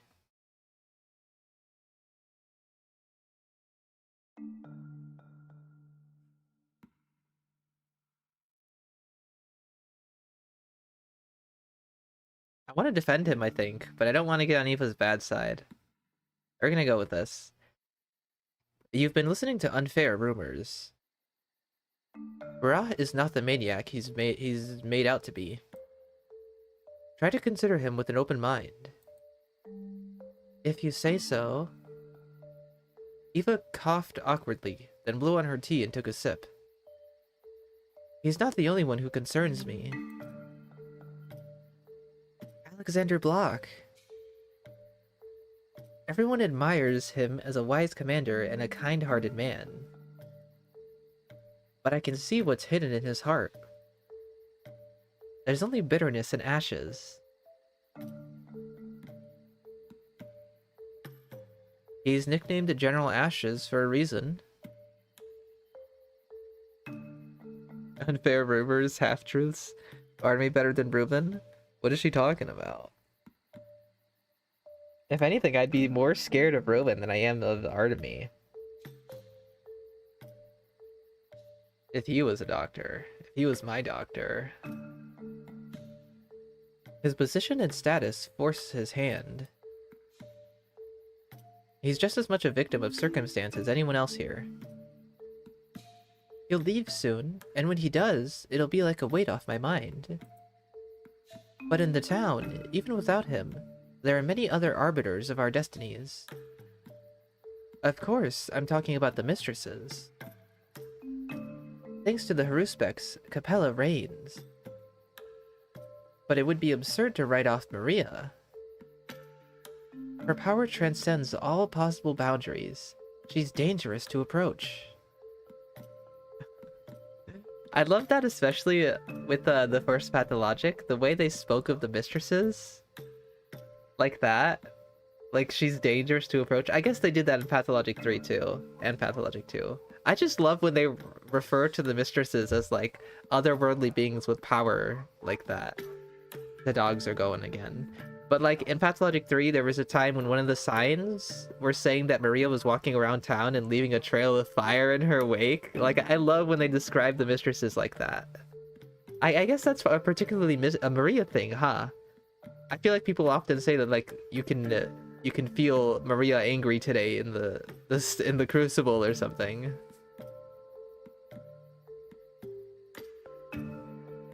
If she's anything like the Scarlet Nina, she'll devour you completely. And even that won't sate her.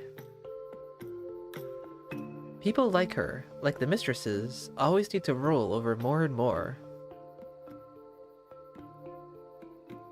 Maria is an unstoppable whirlwind.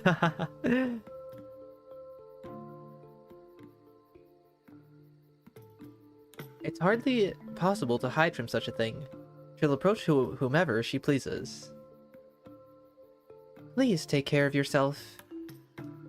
I can do that just fine. Eva, I dislike every single person you're today. For real, she's trying to throw me off. She wants me off for herself. Maria, oh, you approaching me instead of running away?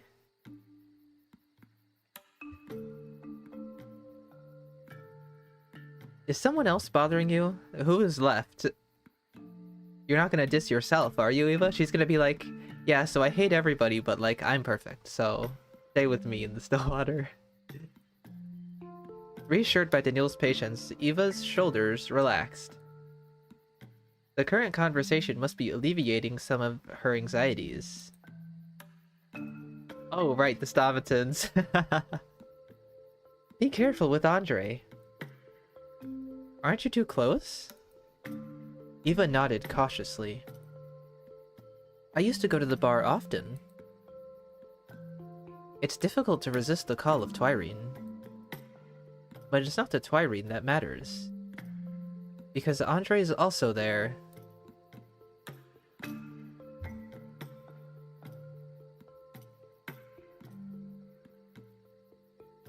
And he can intoxicate like nothing else. I would know.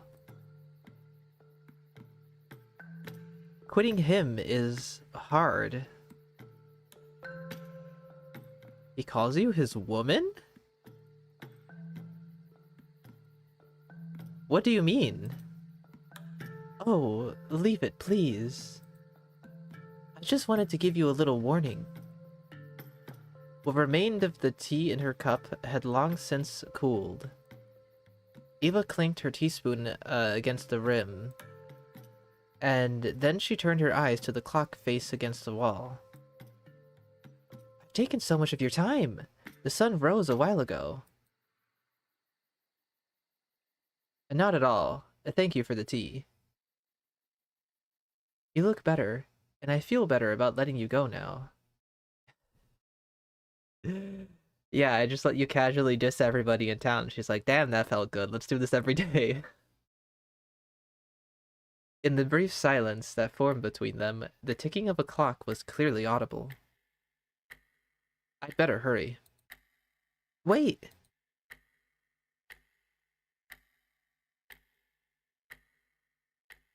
I'll take just one more moment from you.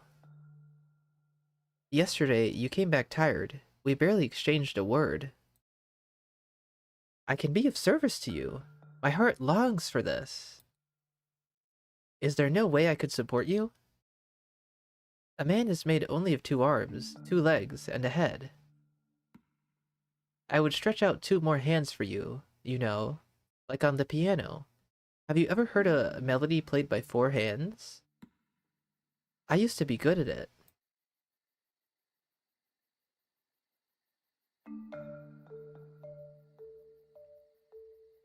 But yeah, and Daniel's route, for one, Eva is Andre's woman? I really gotta play that route. You could help, I suppose. Really? Oh, yes, of course. I'd be happy to. You know everyone here well, don't you? Many of them love you and treat you with warmth. They won't refuse you. Could you look for someone to help move my things to the new place? Am I moving out? I'm not up to the task right now. I'll ask around if that's what you want. Much obliged. Having finished with farewells, Daniel stepped out of the room and into the corridor. Immersed in his thoughts, he almost ran into Yulia at the door. Oh, Yulia. She looks good. The art's good. Is your head stuck in the clouds? Be careful before you drift away.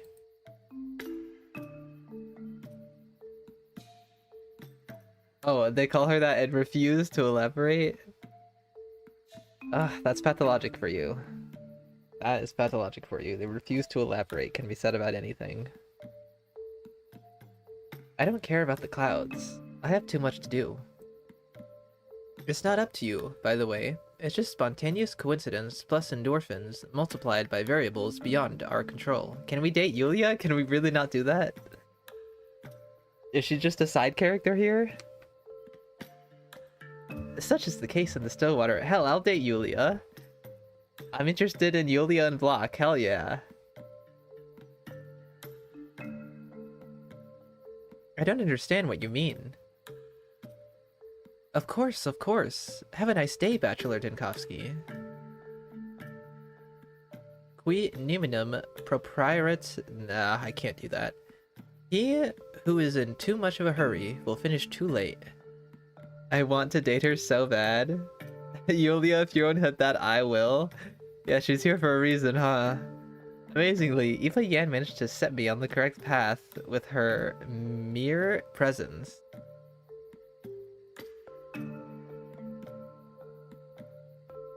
I was late, but surely that was for the best. Along the way, a flock of noisy teenagers ran up to Denkovsky. Oh god, not this fucking music again. No Yulia for you? She's an esteemed lesbian.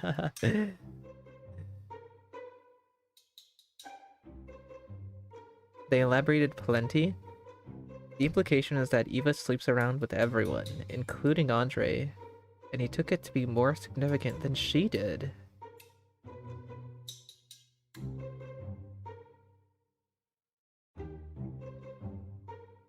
Wow, I really gotta...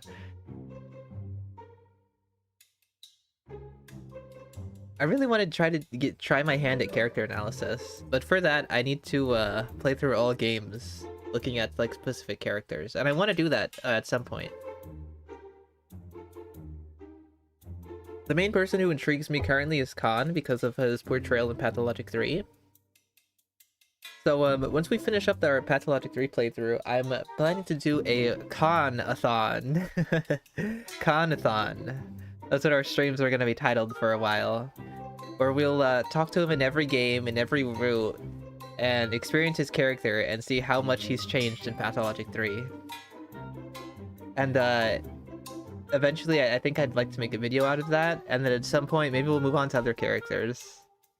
Because there's so much lore to them. There's so much lore to them.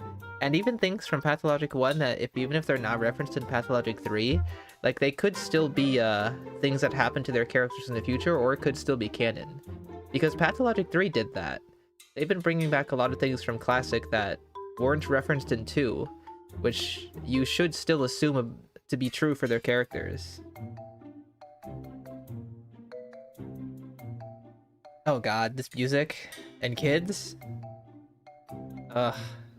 Doctor! Hey, doctor! Yes, what do you want? We heard you were trying to open up a hospital here. Without going into the precise details, yes, that information is correct. Here, we collected this for you. One of the teenagers handed Dinkowski a large bag. What is this? It's medicine! Stuff like that. Like antibiotics and vitamins and, you know, everything. And a couple of scalpels. We searched all of our caches up and down. We ran out of schmutters, though. Did you come here with this yourselves, or did someone tell you to bring all this? Am I really gonna accept a bag full of loose drugs and scalpels from some kids? The children hesitated.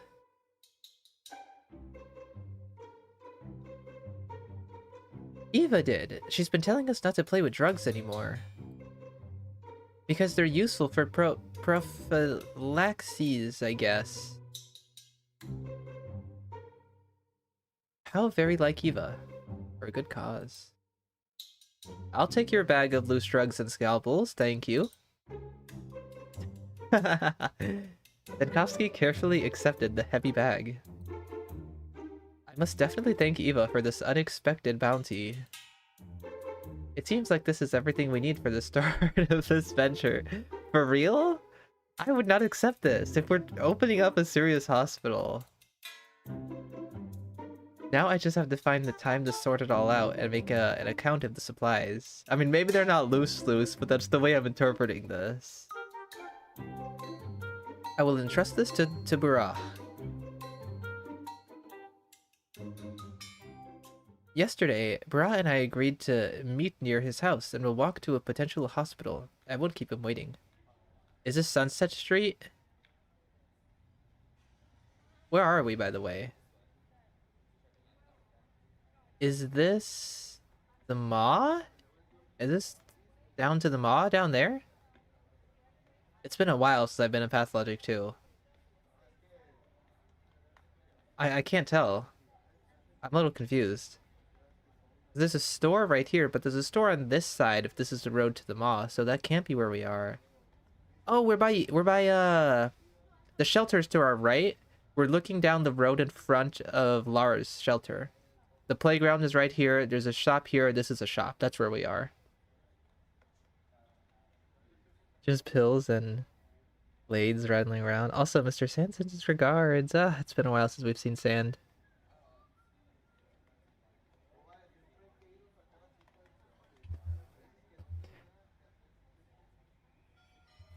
I read that already. In the early morning light, Isidore's house seemed utterly lifeless from a distance. Daniil shuddered against his will, wrapping himself tighter in his coat and quickening his pace. As he approached the gate, Daniil heard the sound of heels behind him. Okay, so this doesn't line up with what's happening, this picture we're looking at. Turning around, the bachelor found one of Block's soldiers hurrying toward him. Dr. Dinkowski. Captain Plover, who'd risen to his rank after the events in the town, ran up to Daniil and saluted after catching his breath. Drop the formalities, Captain. For goodness sake. It's not like we're strangers. The captain smiled shyly, accustomed to subordination, discipline, and honestly. Plover didn't know how to communicate with civilians informally. Sorry to bother you, Doctor. The General is calling you on an urgent matter. Tell the General that I'll come by later. Daniil dismissed the soldier with a nod of his head, and, passing through the yard, knocked on the front door. At the knock, a sticky opened the door again, almost instantly. Oh, Uncle Bachelor. Uncle Burakh said you'd come. Oh, did he now? Certainly. Is he at home? That's exactly what I'm talking about. He's not here. He went somewhere a little while ago. But he said he'd come back soon, and asked me to tell you to wait for him. Wait for Burakh?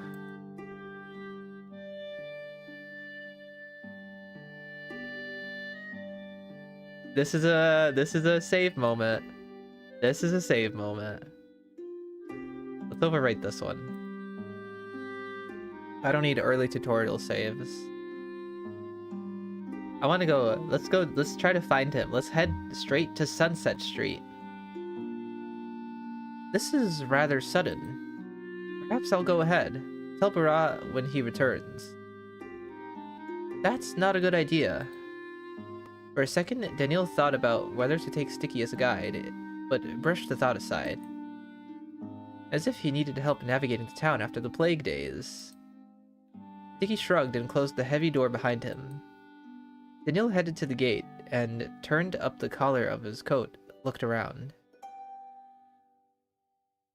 This Sunset Street can't be too hard to find. He don't even know where...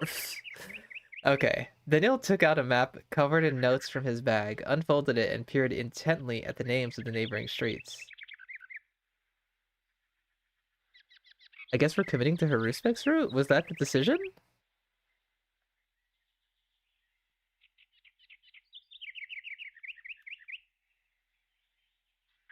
I mean, if anything, if I was committing to Haruspek's route, I assumed I should have waited for him and done as he said.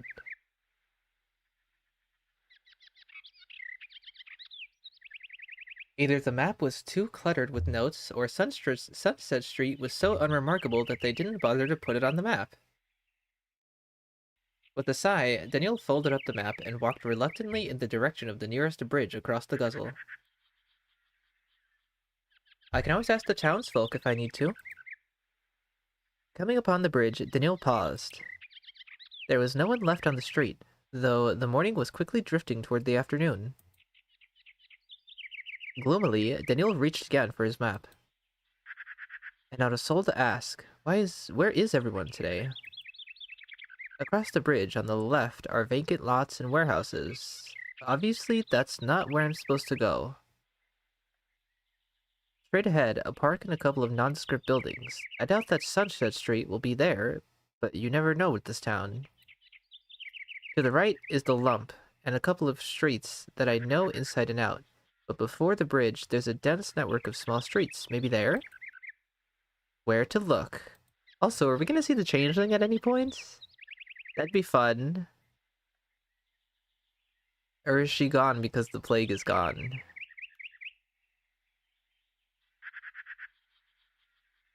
I mean, she can survive with no plague to live, right? She's not a plague-exclusive entity. I don't really know. Before the bridge and past the park. Rotating the map, Daniel headed across the bridge. Imagine getting lost in the town on Gorkin. She's whole 12 days old. She was deemed unsuited for the dating sim. Yeah, but she could at least appear. We don't have to date her. Dang, changeling always gets left out. Surely Sunset Street would be there. He would find it in no time. After it felt like he'd walked around half the town and frightened a couple of townswomen with his facial expression, Daniel finally reached Sunset Street. This is the Marble Nest house. Burakh stood idly by, looking bored. Obviously he'd been waiting at the gate of the house for more than a few minutes. Is it possible to... On the menu there was a gallery. I assume if I look through that, I can look at these without the dialogue, because honestly, I want to screenshot some of these. These are really nice. I might use them as like my desktop background. These are really beautiful. This is good art. Oh, he's here. Burakh stood idly by, looking bored. Obviously he'd been waiting at the gate of the house for more than a few minutes. Oh, in full Haruspek's garb. Hello, Oinen. Did you get lost? No. Yeah, right. I came right here. I knew it. We should have waited so we could have gone together. The streets can be quite a labyrinth here. I noticed, believe it or not. So, this is the future hospital. The building before them, at first glance, seemed no different than the neighboring ones. A swing set stood idle by the entrance. I wonder if the Rat Prophet shows up? I don't think so. It'd be nice, though.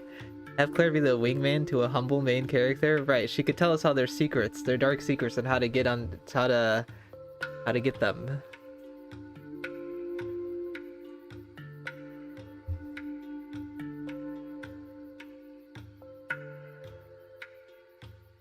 It seemed that, during the plague, looters must have passed over this place. The windows were intact, and the doors showed no signs of forced entry. The only thing betraying its abandonment was a thick layer of dust on the windowsills. It seemed like no one's been here for a while. Do you even have the key? That's what I was doing, tracking it down from Olgimsky. After fiddling with the lock for a bit, Artemy opened the doors and ushered Daniil inside. The house greeted them with a thin carpet of dust layered over the haphazardly arranged furniture. The former owners obviously wanted to carry out more than they were able to. Disturbed dust motes danced in the sunbeams. Daniil pulled a cloth mask over his nose and walked along a corridor, peeking into the adjoining rooms. Artemy followed his example and covered his face too. He stopped at the nearest storeroom and, judging by the sounds, examined its contents. The mask. Everything here is pretty well preserved. I'd imagine Clary would show up at least once you get closer to the general.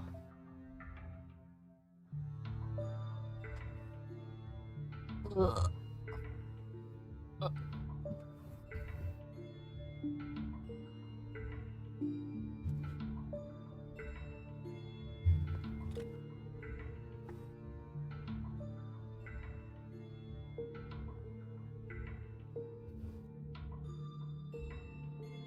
Everything here is pretty well preserved.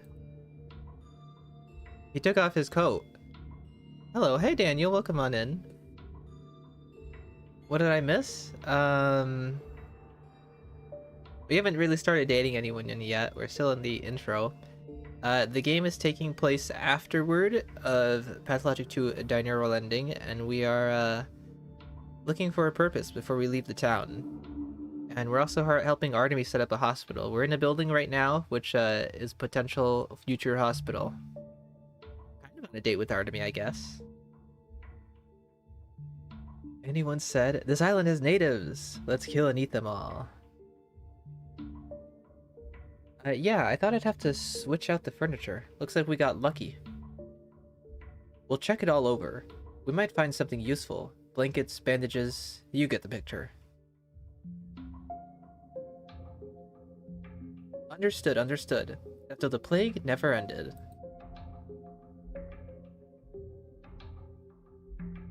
Old habits die hard. That's what they say, isn't it? The first to arrive takes the spoils. We have been presented with options, though, right? It seems like we can date Andre, Artemy, Block, Eva, and Maria. We've been introduced to all of them, and it seems like they will be potential dateable candidates. But haven't really progressed anything with any of them yet. Sure, I'll just nod my head to that. I'll be going through the chests in the next room. Daniil looked around the room. There was a dressing table with an open drawer, a forgotten suitcase under one of the beds, and a wardrobe in the corner. What to examine? The suitcase. The suitcase was full of bulging cans of preserves, all well past their expiration date. Daniil tossed them one at a time into a canvas bag in the corner of the room. It would serve as a makeshift trash can.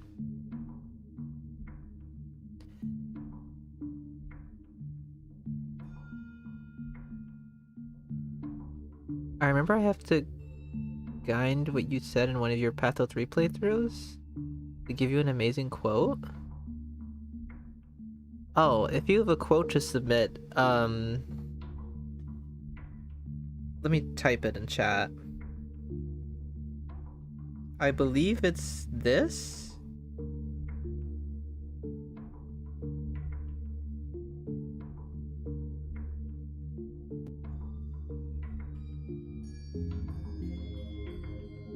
There we go. That's where you submit quotes, if you have quotes. Oh, you have to find what you said in Pathologic 3, please. Well, yeah. Well, when you have the quote to submit, you submit them there, and I will review it.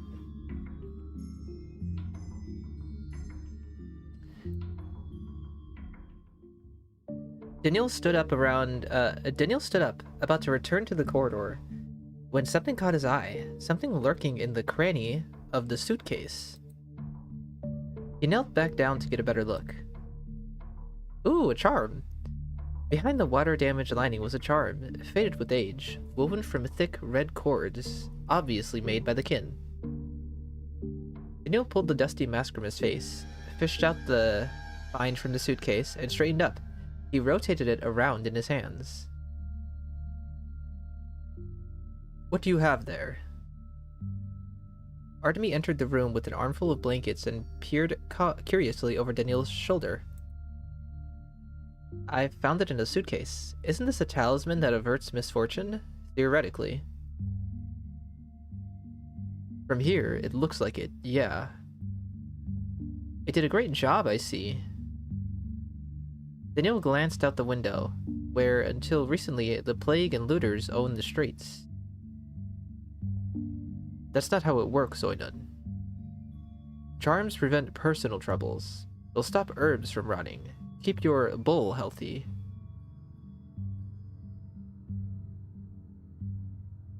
Or bless marriages. It depends on the charm. But a misfortune like the plague, something that affects everyone, well, it can't help with that. Andy, my dad's football team was losing, so I'm home early. Hi! Oh, Sand! Oh my god. Hey, Sand! Oh, wow, it's been a while. Sand again. You changed your name. God, Artemy is hot. It has been forever, Sand. Hello and welcome on in. I hope you're doing good.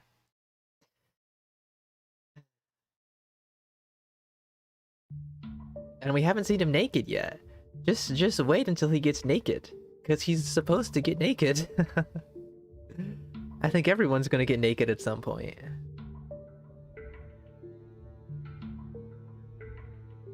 About 2 weeks ago, I would have laughed at the notion, but now I'm thinking of taking it seriously. Daniel rotated the charm in his hands once more. The rough threads were thinned in places, unraveled, sticking out in thin, twisted fibers. But even this seemed intentional. As though it was made this way. As though it needed to be this way. What's with the focus on this charm? I think it'd be best if you kept it. Daniel handed the charm to Artemy. He examined the numerous knots and frowned. Is something wrong? No, it's just a slightly unusual charm. Whoa! Artemy placed the charm back into Daniel's palm. His hands, calloused from picking rough stalks of twire, paused for a moment, warming Daniel's. He noticed a subtle shadow of sadness in Artemy's eyes. Still, I can't take it.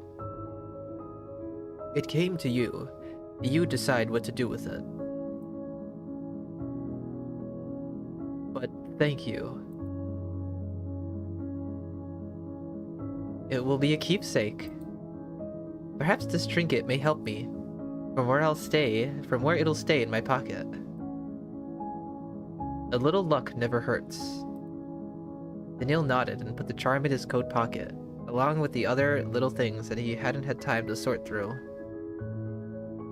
Speaking of the step, you reminded me. Artemy carefully brushed away clumps of dust from the table to clear a space for the blankets, placed them down, and then stared thoughtfully out the window. A shared hospital is, of course, what our town has always lacked. It's just... I'm afraid the kin might object. They don't like change, and they've already suffered enough of it during the plague.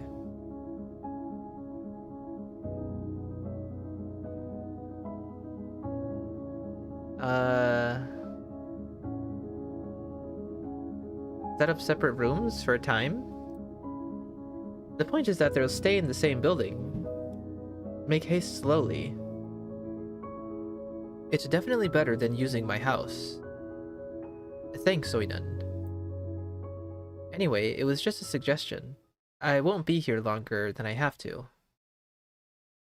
The final decision is yours. You're right. Okay, we need to get back to cleaning. With so much dust and all the cobwebs, we could be here until nightfall. You're right. Artemy nodded and rushed into the next room. The work progressed slowly but surely. By sunset, the dust had been cleared, and the cobwebs removed.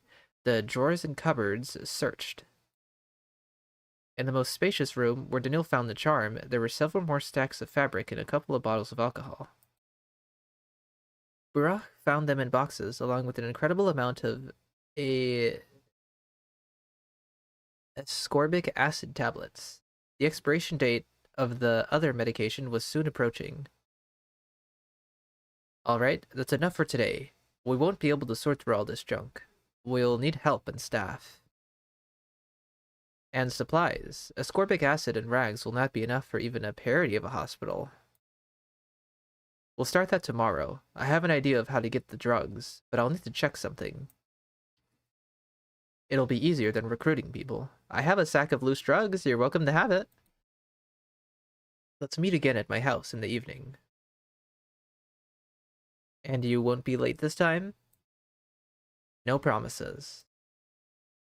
I hope you're not also late to surgeries. They don't call me that. They don't call me for that often. Never mind. Until tomorrow? Until tomorrow. The autumn air was piercingly cold, unexpectedly pleasant after the musty heat of the building. Artemy nodded a goodbye to him and headed out. Daniil pulled his coat tighter and fixed his eyes on the future hospital. Well, the building is in better condition than I expected. Supplies and personnel should be easier to find. The only curious thing about it is that Artemy inexplicably wanted to discuss the kin's problems with me. As though he truly cared about my opinion on this matter. It's nice, albeit unexpected. He also reacted peculiarly when I attempted to give him the charm. I should ask someone else what this means. Dusting off his hands, Daniil stood with arms akimbo. He surveyed the hospital with a critical glare. Shockingly, he was pleased with the results. Maybe the charm is like a token of affection. After a major deep clean, the building seemed quite welcoming, even friendly. You've got quite the imagination, he said to himself with a laugh. He still needed an outside assessment. Daniil glanced to the side to find a pensive Maria. He hadn't noticed her arrival, jolting from his reverie as though he had just woken up to find a cat on his lap. Daniil didn't understand her expression. Maria tilted her head to one side, then looked straight ahead. Didn't she agree to help with this too? Finally, she turned toward Denkovsky, arching a brow, but without any real surprise. More like sarcasm. Do you mean to say that this building will be our future hospital? This won't do. Firstly, it's too far from other districts. Secondly, there's not enough space. That's what I was thinking. This would make not a good hospital. Not enough space? We carried out all the junk, and now there's considerably more room than before. Not enough. The town is large. For a real hospital, you will require several wards. Patients cannot be sitting on top of each other. They cannot. I can suggest other places if you're so attached. We may leave this as a warehouse for medicinal paraphernalia. Or perhaps a pharmacy. As long as there's something to sell in it. Shall we go for a walk? Certainly. After you. I'm just agreeing to everything. Daniel gallantly offered his elbow, and Maria took his arm. Okay. For bachelor route. Dang it. Dang it. I don't know who to commit to. I want to see what happens with Maria. I want to date Artemy out of curiosity. I want to date Maria and Artemy out of curiosity, but I want to go with Block. I'm most interested in Block. The Stamatins and Eva don't interest me all that much. It's a good thing I don't have to make any decisions just yet, do I? Wooing everyone at once. Can I date like 3 people at once, please? Daniel gallantly offered his elbow, and Maria took his arm. He would have gone on this walk even without the promise of a conversation. Maria's warm hand rested on his, and although it was a polite gesture, it appeared to him that everything was as it should be.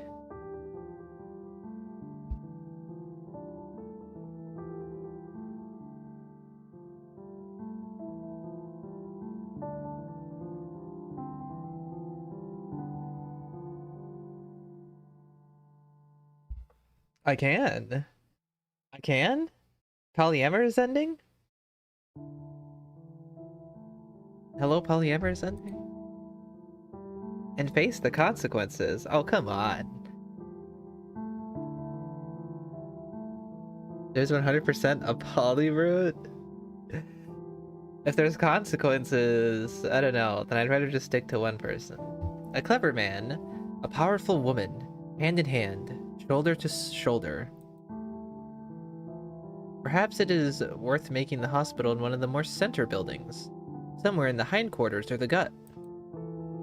Yes, there could be other places worth checking. It seems to me that the Nutshell or the Willows may be the best. The Willows. Let's evict Anna. After the plague, many intend to leave, and Anna Angel is no exception. They reached the Cape. Daniel had always felt unsettled here. He wasn't afraid of the dead, nor was he bothered by the many superstitions surrounding the Scarlet and White Mistresses.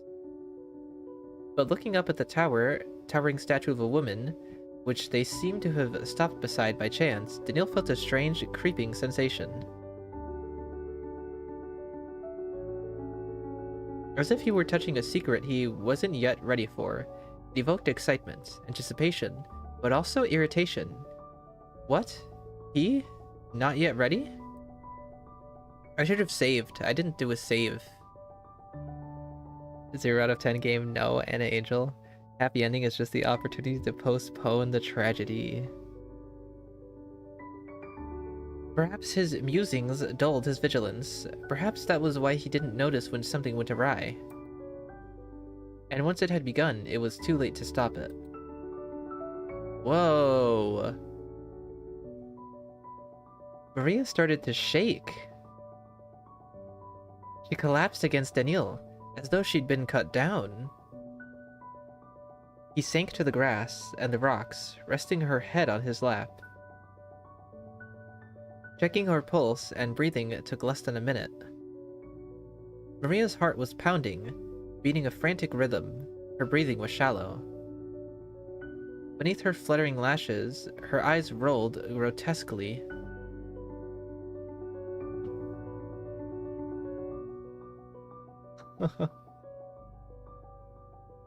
You think she's dead? She just fucking died. We have her fucking Maria died. I want to see her. This one. Let go and do nothing. Let her power show itself.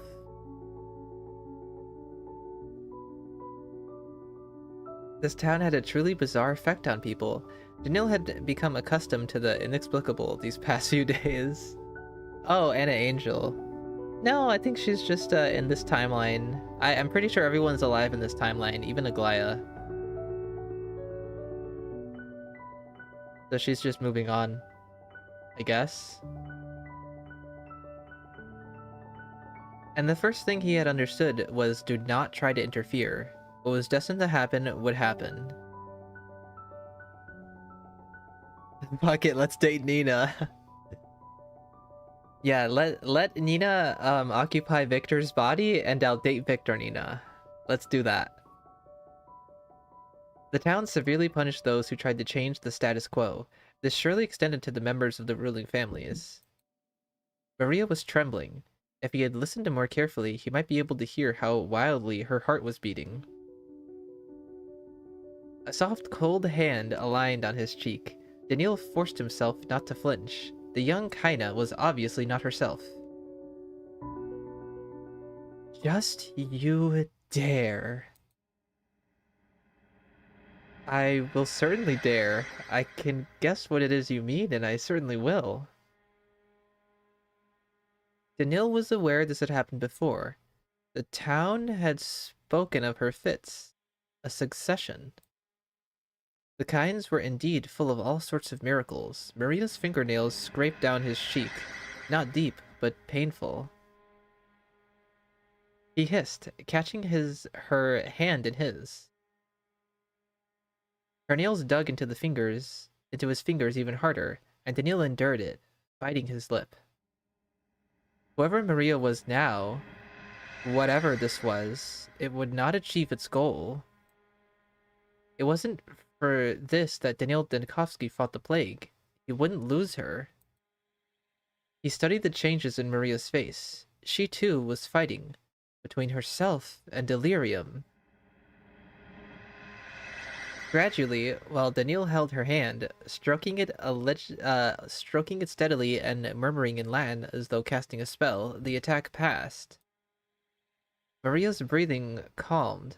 A bead of sweat ran down her forehead and slipped along her nose. She opened her eyes as if waking up. Daniil? Her voice was hoarse, as if she had been screaming. Was that Nina? Wild mistress. Wicked commander of the night.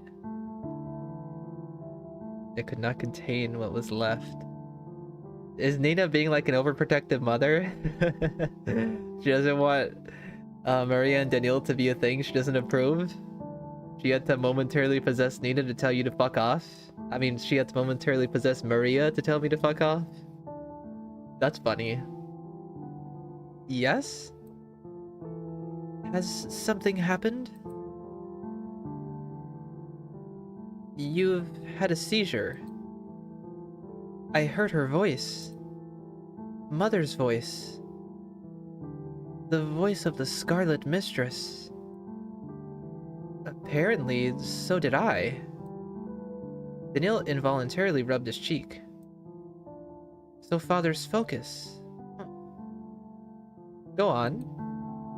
Maria freed herself from his grasp. Slowly but gracefully, Daniil stood after her, dusting off his trousers. No, it's far too personal. This is family business. Daniil, could you... Of course. It was practically his duty, as a doctor, to escort the lady home. They walked back in silence. Daniil shot her small glances along the way, concerned for her health. Maria didn't spare him a single look. Thank you, Doctor. Maria, after everything we've been through, perhaps you could call me Daniil. Or N. Daniil? Alright. In that case, Daniil, thank you for today. Maybe someday I'll return the favor. I'm not in the habit of fainting, even at the sight of a beautiful woman. Well, we'll see about that. She gave him one last smile, sly and predatory, then vanished behind the door of her house. Daniil was left with no other choice than to move on and consider the day's events. What did I witness at the Cape? Maria doesn't give the impression of a damsel in distress and absolutely doesn't need any protection. Rather, I should be asking her family for financial support, and yet the phrase won't leave my head. Just you dare. Huh. Suddenly, oh god, this music always gets me. Suddenly, Daniil's thoughts were interrupted by a vaguely familiar voice. Hey, you, doctor! Dr. Dinkovsky! Dinkovsky turned around. At the corner of the house, with his hands in his pockets, stood an old acquaintance. Sticky. Daniil stepped closer. I'm listening, young man. Sticky pulled his hands out of his pocket sheepishly. I just wanted to ask. Did you study to be a doctor in the capital? Is it hard to get accepted? The boy hesitated and fidgeted with his hands. You want to become a doctor? Sticky raised his head. Dinkovsky hadn't seen such a determined look in a while. Yes, I studied with Isidore, and I've been helping out Burakh ever since he got here. I can do a lot of things. I know all sorts of compounds, and I can boil bandages, and everything else. He's right. He does have a brilliant mind.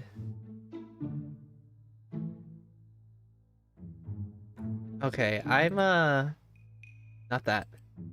We're gonna do a save, and I want to consider something. I want to consider what I want to accomplish in today's stream. Wow, we've already been live for 2 hours. I feel like I just started this. So you guys have told me that it's not possible for me to finish this playthrough on one thing, but I don't know that I want to explore every single option. I think I just want to do what I want to do. Especially because now that I know that this is a longer thing, a longer experience. So, I think we're gonna stop. I think I'm going to try to engage with Artemy less, and we're gonna go with Block and Maria, because they interest me the most. Artemy and Daniil, they're fun to have, they're fun to do. But I kind of want to see Artemy naked. And I'm not finishing this in one stream. I don't know. This is certainly gonna have to be a multi-part stream. Okay. We're gonna keep exploring the 3 of them.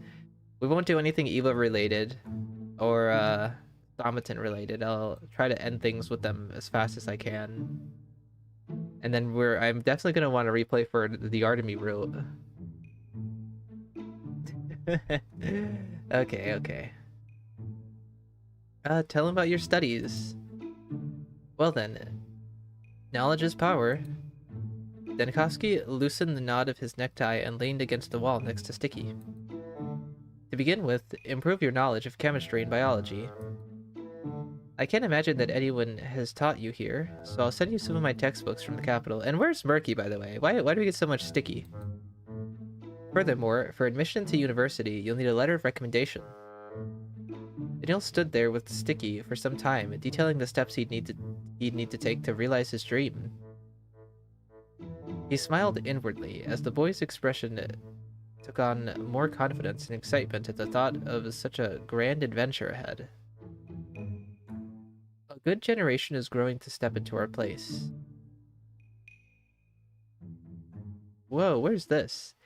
In the town on Gorkin, the army was regarded as a parasite, living off extortion and human suffering. During the epidemic, many were killed by the army's gunfire. I feel uneasy. I would like to know how the general is faring. The soldiers milling around the camp look bleak. Understandably so. The artillery phalanx had been called to the front due to the blockade at the border.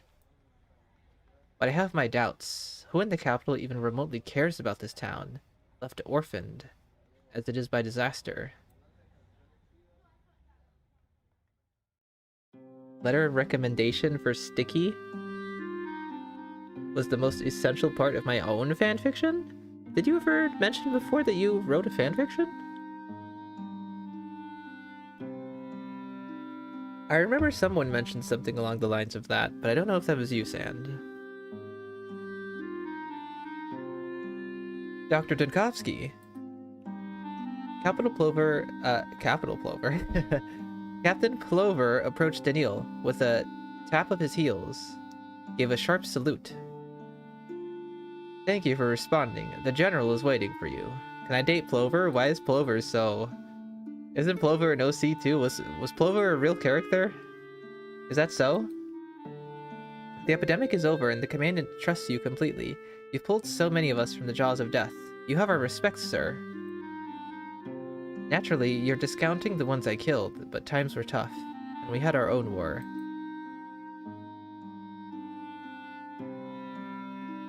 Why does the General have need of a doctor? If I knew, I would tell you immediately, Doctor. The General is in the tent by the foremost train car. Do you need an escort? Thank you, Captain Plover. I can manage from here. The inside of the tent smelled of freshly brewed tea. An unopened army ration lay on the paper-strewn table. Daniel's keen gaze landed on a package of pills. The box had an engraving that the doctor was all too familiar with. Sleeping pills? Alexander stood by the marked boxes in the corner of the tent. He seemed lost in thought, and didn't even notice Daniel enter. General? Pardon me. I didn't see you come in. I'm glad you came. A shadow passed over Block's face. What could he be thinking about? Maybe fatigue was taking its toll. You called for me, General? Yes I did. I wanted to ask you for help. The mutineers are still causing us problems. There are very few of them left, but they can sense their impending defeat and are consequently acting no better than the vilest of bandits. During the night, a patrol squad came across several of them, many seriously injured. You know, of course, how short we are on medics now. Nearly all of them who came here from the front have died these past few days. The disease is gone, yet my men continue to suffer and die. Perhaps you could at least examine the wounded? I'll understand if you refuse. You surely have a lot of work already, but I must ask. There are others in this town who could help, but they too have a lot of work on their hands.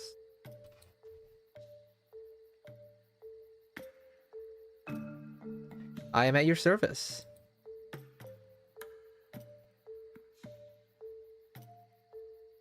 I'll do what I can. Where are the wounded? I knew I could count on you. Thank you from the bottom of my heart. You'll be taken to our infirmary. You know, many of these men have already witnessed their share of horrors at the front. When the train was heading here, every now and then I would hear someone say, maybe it's good that we won't reach the front. A few more peaceful days. Even if I had hoped it would be so.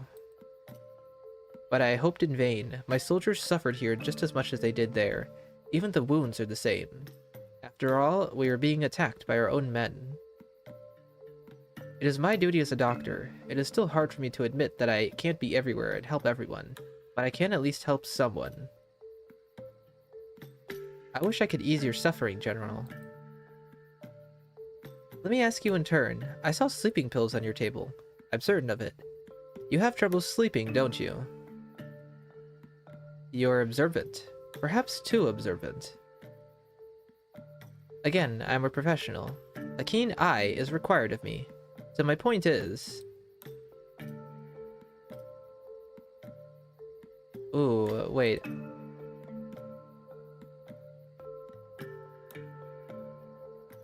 This is a save moment. You should take better care of yourself. It's hard to tell if this is in a negative connotation. Or if this is a more of a caring response. You should take better care of yourself? I can see your burden must be keeping you awake at night, in the most literal sense. I didn't want you to concern yourself with that. You already have enough patience, and I'm managing quite well on my own. You're correct. Unfortunately, I haven't slept peacefully for many days. Even on the way here, I kept thinking of the fate of the town, and of my own.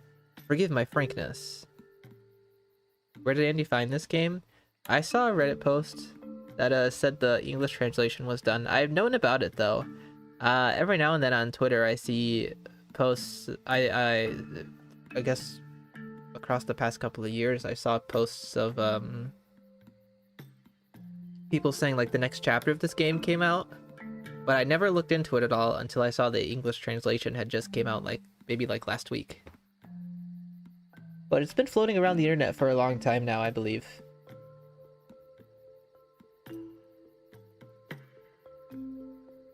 Even on my way here, I kept thinking of the fate on the front, and of my own. I forgive my frankness.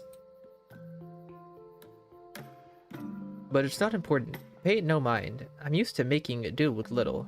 I'm a general first, and a man second. Even if sometimes I'd rather it were the other way around. He's dead tired. It's evident in his entire countenance. If you look closely, you can see that his eyes are sunken and have a sickly gleam. This man must be without a single moment's peace. I feel sorry for him.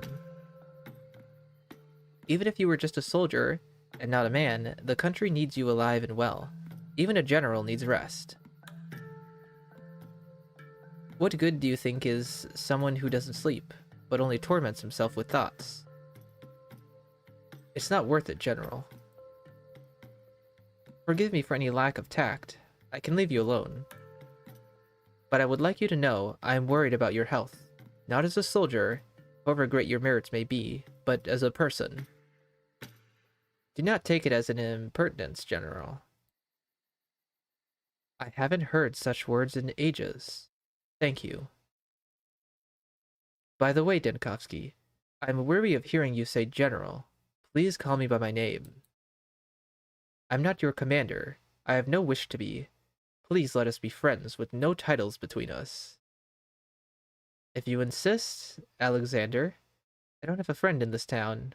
Not in the way you've put it. Now you do. Beyond the shadow of a doubt, you can count on me. It must have been a while since someone's taken interest in his humanity. It's a pity. It seems to me that he's very lonely. How else could I explain his desire to get close to a person who was simply polite to him? Wait. Is it mere politeness, though? I sincerely wish to help him in any way I can. I would like to know more about what kind of man he is. Thank you. I hope you spare yourself some attention. Like eating, for example. I see you haven't touched your food yet, and the day is drawing to a close. Neither exhaustion nor starvation will do you any good. You're right. Listen, Denkovsky, are you in a hurry? I told this guy to take care of himself and he folded. I was like, you should sleep and eat, and he was like, damn, I love this dude. We're for best friends now. Not terribly. I can spare another hour. It's nothing urgent. I wanted to preposition you for a game of chess. Since the death of my previous adjutant, I haven't had any worthy opponents, you see.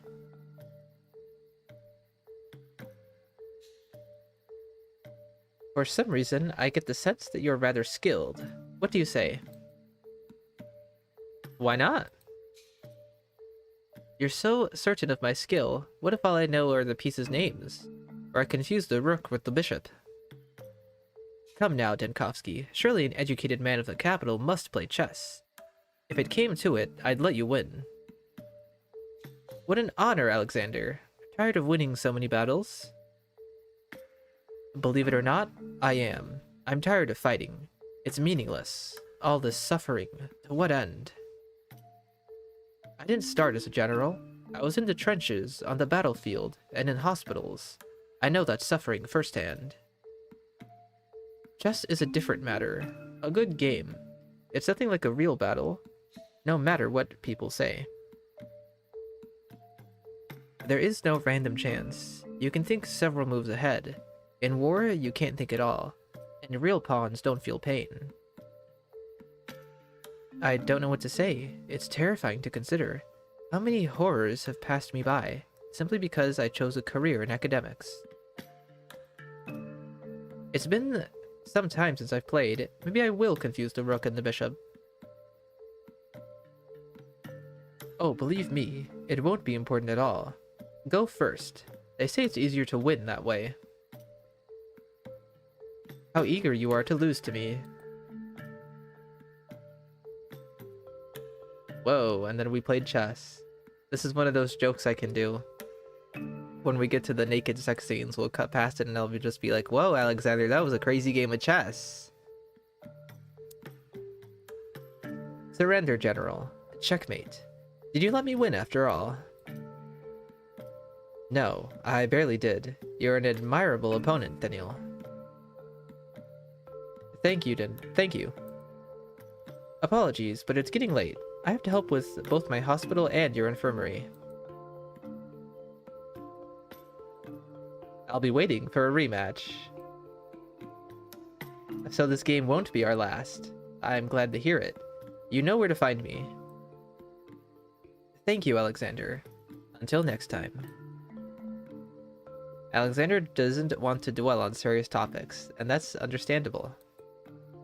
It's difficult to imagine how he lives with such a burden of responsibility.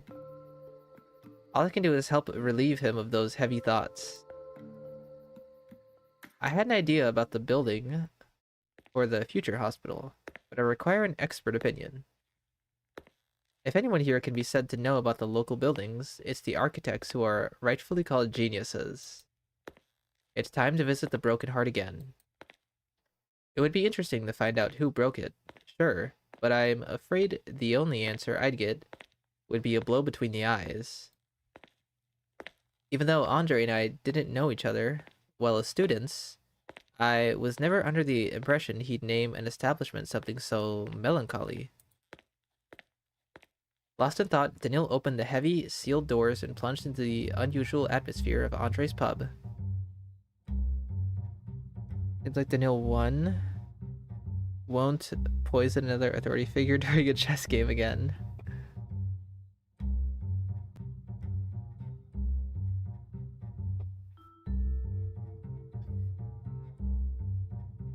This has me wondering who Artemy, Haruspex's dateable candidates are. I feel like the General and Artemy would be an odd match, so I don't think that's gonna be the case.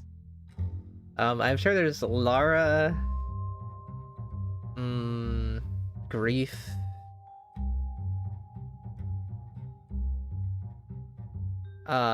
what's her name? How could I be forgetting her name? Aglaya, there we go. Aglaya if she's alive, and I don't know who else.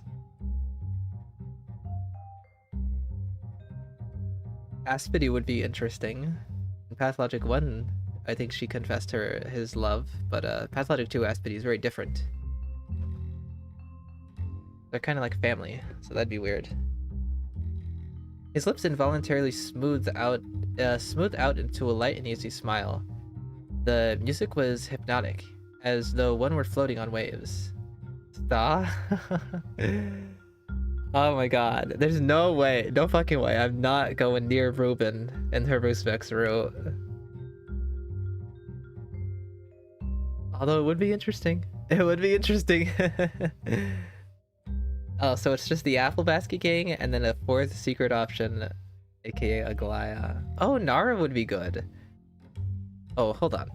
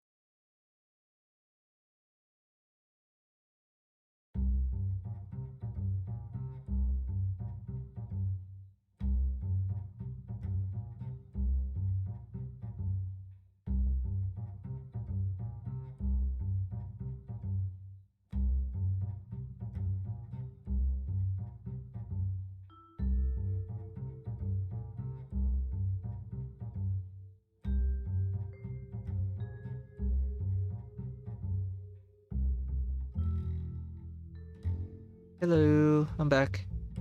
Oh wait, can you guys hear me? Yeah, I think so.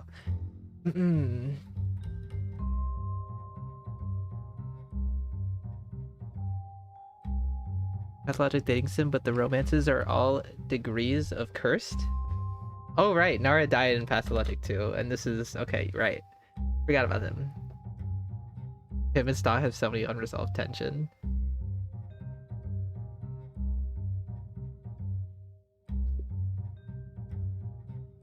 I mean, if Aglaya is alive, I don't see why Nara can't be alive.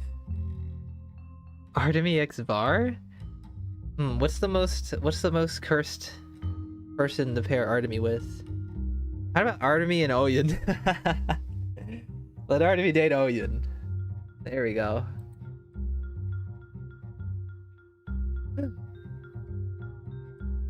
His lips involuntarily smoothed out into a light and easy smile. The music was hypnotic, as though one were floating on waves. Andre was easy to spot, from a sofa in an enclosed nook not far from the counter. He beckoned Daniil over. Well, well, if it isn't Dankovsky himself. So what, you changed your tune and finally decided to let loose? Artemy and Maria goes hard? Artemy and Savarov?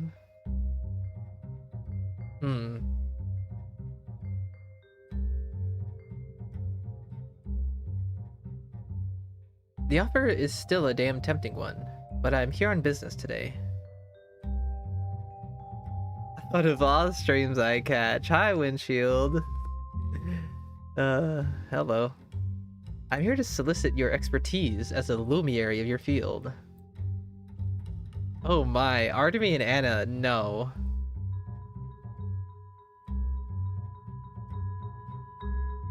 You've been here longer than I, so could you enlighten me as to which building would be most suitable for a temporary hospital? I see you've made yourself comfortable here, so won't you offer me some guidance? Okay, let's just get our information and leave. No prolonging a conversation with the Stamatins. I don't care for dating them. I'm comfortable, alright. You just have to know the right places. Nothing immediately comes to mind, but two heads are better than one. I'll discuss it with Petya. Is that his nickname for Peter? Peter? Is that like Russian version of Peter that didn't make it through the translation? But Peter's name says Peter. What did you say? Fuck.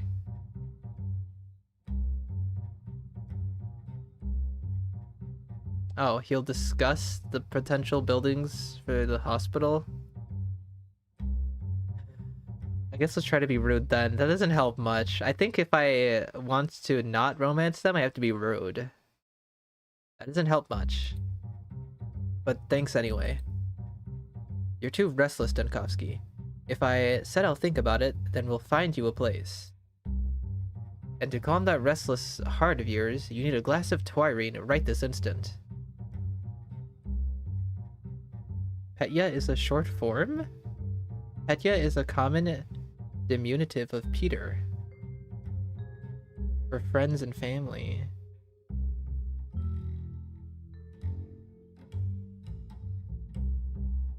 Ya is a single sound? Am I saying it wrong? Petya? Yeah, Petya. Huh, interesting.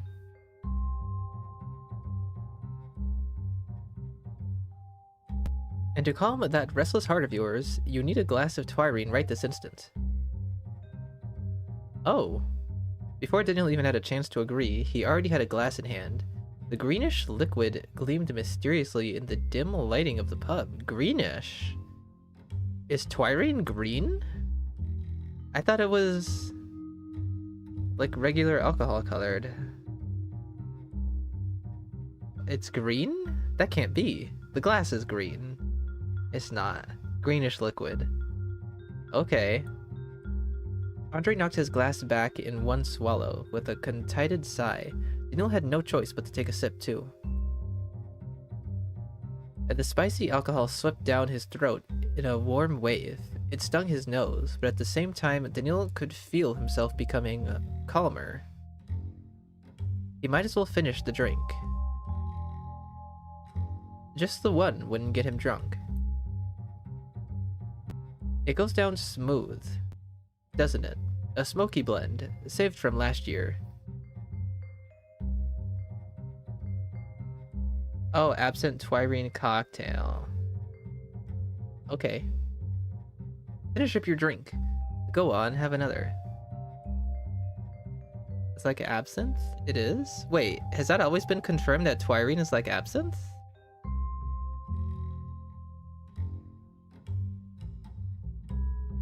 I never knew about that. Finish up your drink. Go on, have another. Look, Peter has pulled himself together. He's here too, looking for inspiration.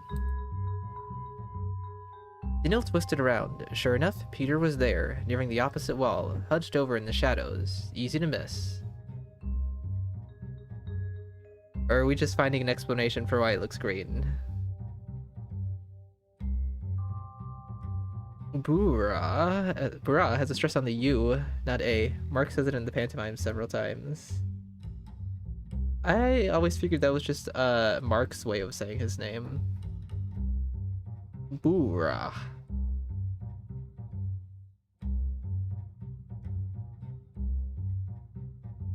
Andre's twin brother was sitting at a small table all alone. Just him, a bottle, and a glass. The man himself was almost swallowed by his bulky coat. Listen, Dinkovsky, right now we have nothing here but Twirine to drink. But before, we had plenty of variety. What was your preferred poison? Absinthe, whiskey, shell games? I'm not a drinker. Boo, boring. I wish I could give you a tour of the world of fine alcohol, but it's not enough to tell you about it. You'd have to experience it. Am I right? Another alternate name for Peter. Petruha? Petruha? Am I right, Petruha? Andre turned his head, and only then apparently remembered that his brother was sitting all the way on the opposite side of the room. Peter, don't tell me you've fallen asleep there or something. Hey, Petya. Petya. Andre waved to his brother, but Peter was so immersed in his thoughts that he didn't seem to notice. The Stamatins can be quite remarkable in their own way. Andre can't imagine himself without Peter, like the left hand of an artist can't imagine itself without the right.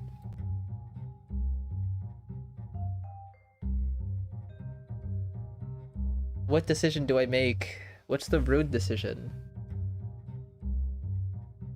Leave Peter alone, Andre. Can't you see the man is thinking? Andre's smile abruptly turned to a sneer as he shot up from the table. For a split second, the bachelor was afraid he was about to start a fight. Listen, smartass, I can decide how to treat my brother myself, alright? Sorry if I offended you, I just know I don't like it when I'm pulled abruptly from serious thoughts. After a few moments of tense silence, Andre turned around and headed towards Peter's table. Daniil wiped cold sweat from his forehead. The premonition of a punch to the jaw receded. Don't forget about Andre's temper. He's killed for less. A minute later, Andre returned with Peter, insistently seating him next to Daniil. When Daniil moved aside on the couch, allowing Peter a seat between himself and Andre, it felt somehow more comfortable. Andre poured more Twirine, and each of them drank another glass. Daniil felt an agreeable kind of drowsy, and remembered why he came here in the first place.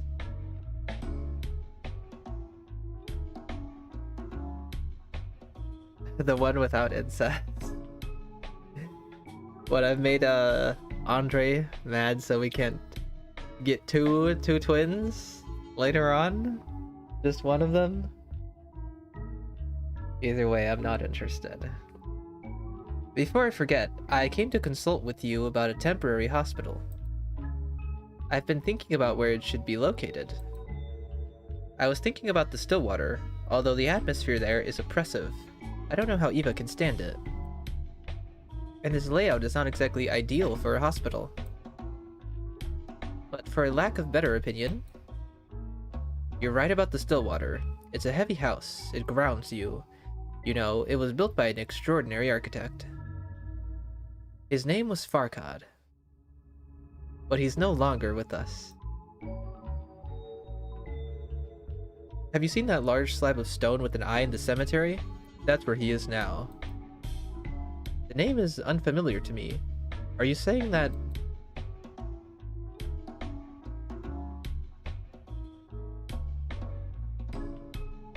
Well, we know the Stillwater is not suitable, but the Stillwater would be suitable for a hospital?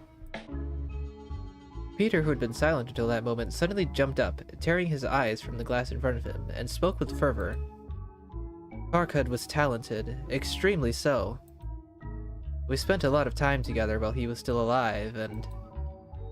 Peter faltered, and Daniel didn't miss the meaningful glances the brothers exchanged. Daniel didn't know what to say to that, but fortunately, Andre spoke first. You kept asking how to find a suitable building for this hospital. You keep asking. So I'll say this. I took the most ordinary, soulless factory for my establishment. By no means does it affect the human soul. Many people come here every day. But drinking is best with those closest to you.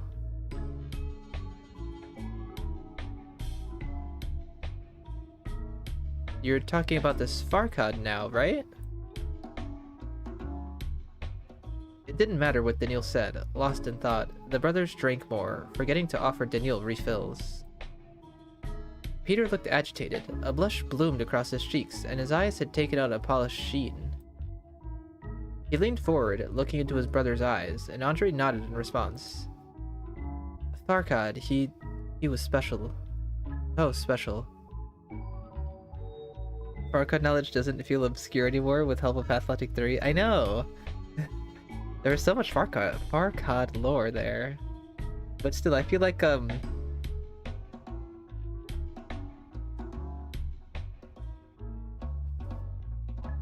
hearing about Farkhad, I don't know.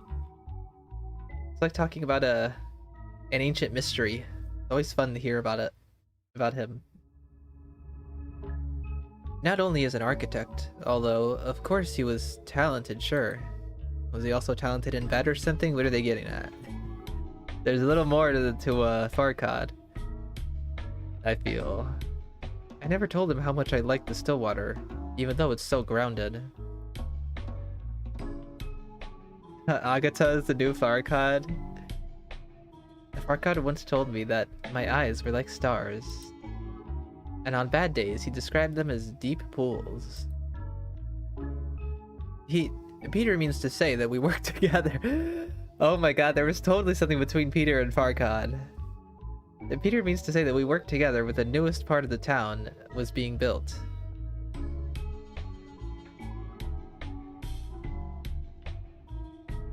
There were more than the three of us, obviously. The Honorotechs included a whole team of architects and engineers. Like Agatha, but the kinds entrusted us three to realize the most daring dreams. We even worked on a few joint projects. It's a shame, of course, that they all remain on paper. Both of you, get to the point. There's something you're not telling me. We've slept with him. Peter jumped at his own words. We've? Like, together? Individually? Together is, that's something. Peter jumped at his own words, startled by his own directness. They all had a decent amount to drink, and Peter had probably been drinking since midday, if not earlier, but Daniel couldn't have misheard him. He could feel a warm flush crawling up his neck, and he looked quizzically at Andre, who was far better at holding his liquor.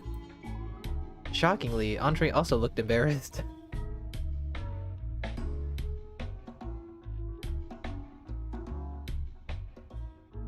So... I keep clicking on that thinking that's how I can save.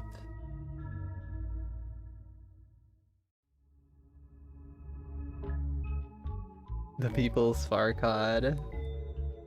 The whole town slept with Farcod. Oof. Is this about what I think it is? Andre, Peter, and Farcod. The three of them together? Daniel fell into muted contemplation, not knowing how to continue the awkward conversation. His skin burned, intrusive thoughts and images swirled his head, too enticing to brush aside. Okay, this is my fault. I'm the one who started talking.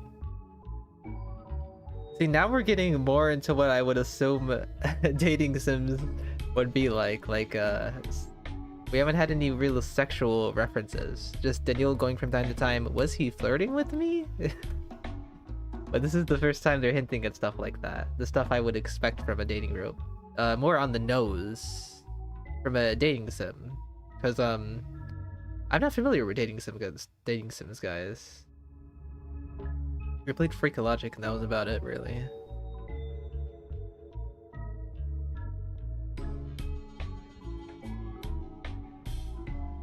Andre, we haven't thought about him in over 2 years.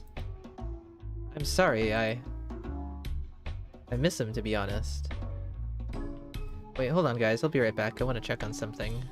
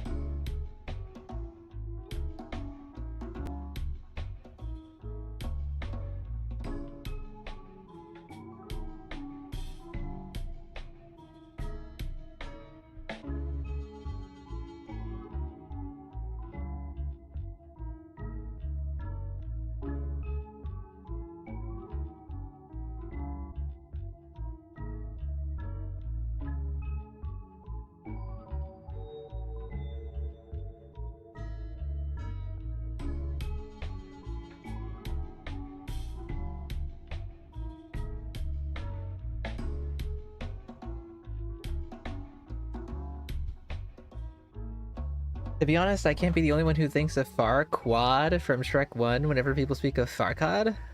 It doesn't cross my mind. Honestly, I don't think I've ever made that correlation until just now. Farcod does not... I can confidently say that Farcod does not remind me of Farquaad.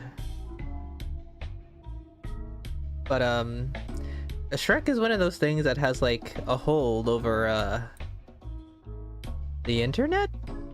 Popularity as a whole?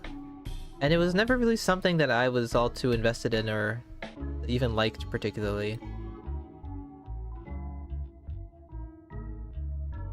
In fact, I think I've only seen the first one. Maybe like once or twice as a kid. Maybe the second one. I couldn't really tell you much about it. Anyway, I've been meaning to do more, update the starting soon screens and the be right backs. I'm probably gonna do that today. I wanted to have it done for this stream because it was like new microphone, new starting soon. Keep reminding me of that dick tower from Shrek 1. Good lord. If I look up dick tower from Shrek, what am I gonna see? I'm gonna do it. I'm curious now. Dick tower Shrek.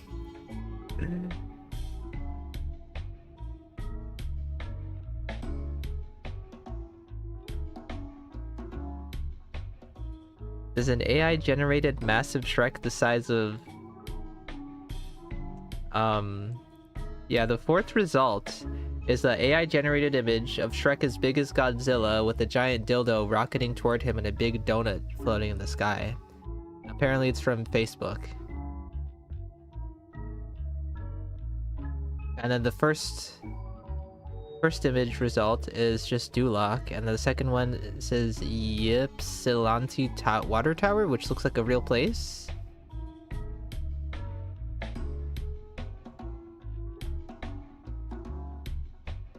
Anyway, internet is dead. I'm so tired of AI. I don't understand why it has to be everywhere. I've been meaning to look for a browser extension that removes the Google AI response. And you know, I hate in videos when like people look up a question. I'm not sure if I'm relaying this to you, but like sometimes like in a video, like as a joke, they'll like Google something, and I swear to God, you can tell that the footage they're using is from the AI response, and it's like, I don't know. I'm so tired of seeing that shit. Anyway, I don't want to talk about this. It's a big tower, and Shrek makes a joke about commas. Oh yeah, I know that. I'm sorry. I miss him, to be honest. It's alright, Petya. Judging by the expression on our friend's face, he doesn't mind hearing the finer points.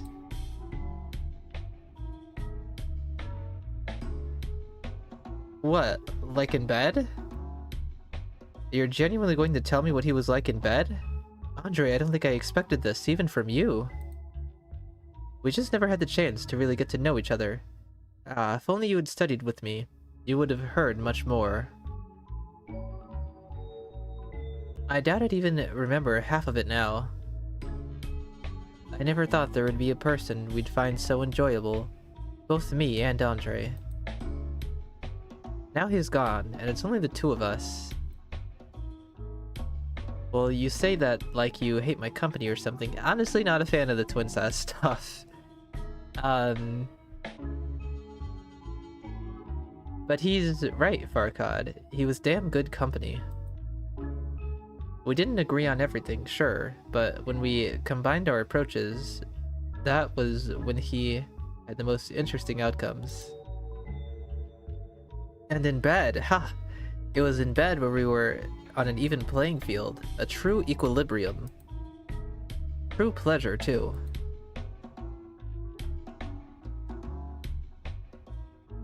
Please. Please! Why do I feel like... come on. Why do I have to indulge in this?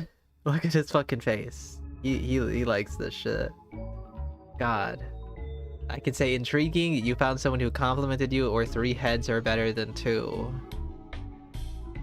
Intriguing? And strangely appealing. Appealing? Oh, cut the bullshit. It's practically written all over your face that this is the first time you've heard of this sort of arrangement. Farkad understood us both. He was no pushover, but he knew how to get through to both Petya and I. To you especially, right, Petya? I know it's difficult for you sometimes.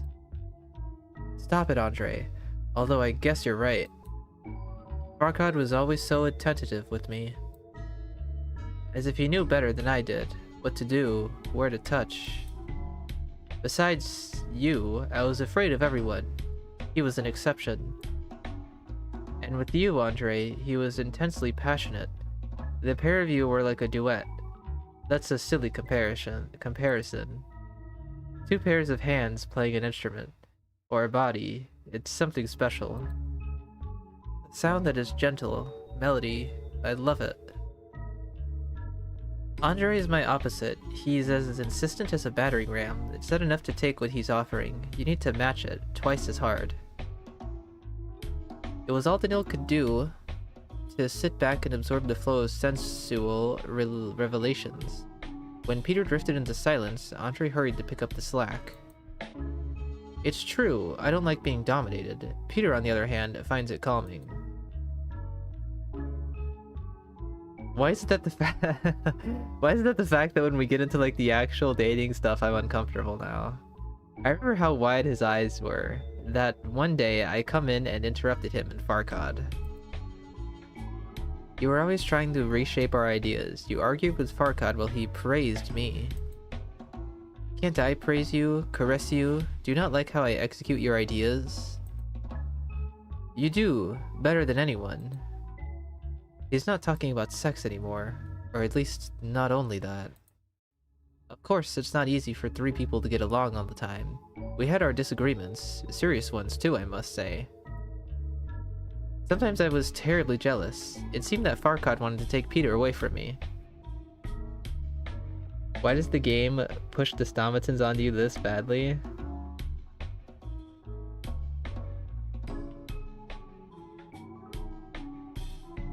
The brothers are freaky? I don't like this portrayal of Farkad or the Stamatins. Then I would cool down, and sometimes Farkad himself flared up. He probably had a good reason to be angry with me. But overall, yeah, it was a good time.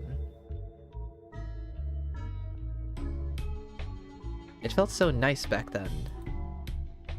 Judging by his expression, Peter had been plunged into memories, and he was drifting somewhere far off in the past. Andre's eyes remained clear. Perhaps the spooky Twire was to blame, but in his face, Daniel saw a desire to justify himself, as well as protect his... brother?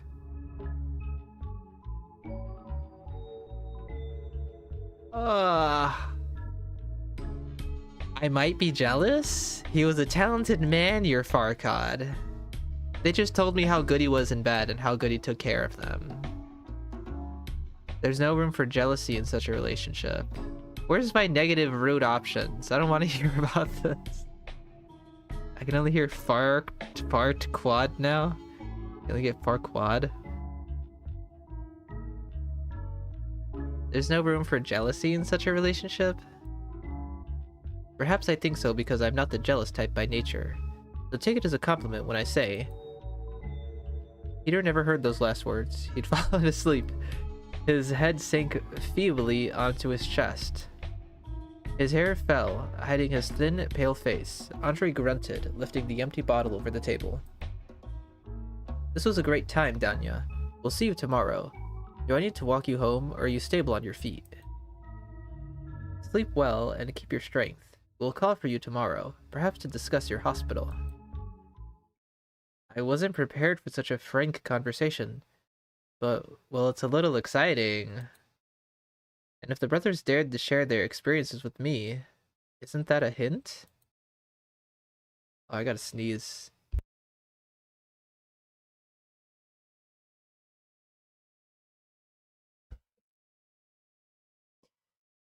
Did I mention my microphone also, in addition to having its own volume slider, it also has a mute button? No more having to quickly switch over to OBS to mute. Or it could be far less subtle than that. I can't say for sure if I'm ready for their advances, but I'm extraordinarily tempted. Day 2 has come to an end. And day 3. I think they're gonna end here.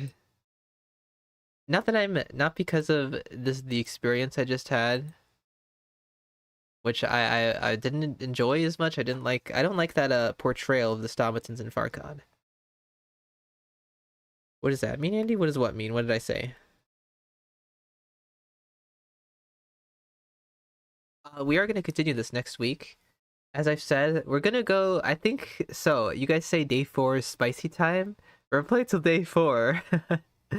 And then, we're going to, I think we're gonna have to do streams in Discord for whoever's gonna make it to the Discord streams, because it's gonna get spicy, and I can't upload that to YouTube. I'll still record it, and maybe I'll consider, depending on how much nudity and how extensive it is, I may upload that to YouTube. The microphone stuff? Oh, I mentioned that my new microphone. I have a new microphone. It's got its own volume slider. And it also has a mute button. And I had to sneeze, so I clicked the mute button. Because usually when I would have to mute the microphone, I'd have to go to OBS. Can you put the link to the Discord? I can. And mute my microphone there.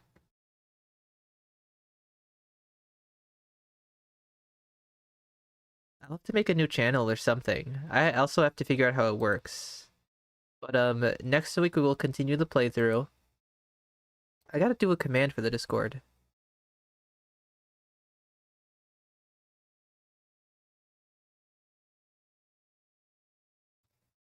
Up until the spicy bits. And then we'll have to continue it in super secret. Does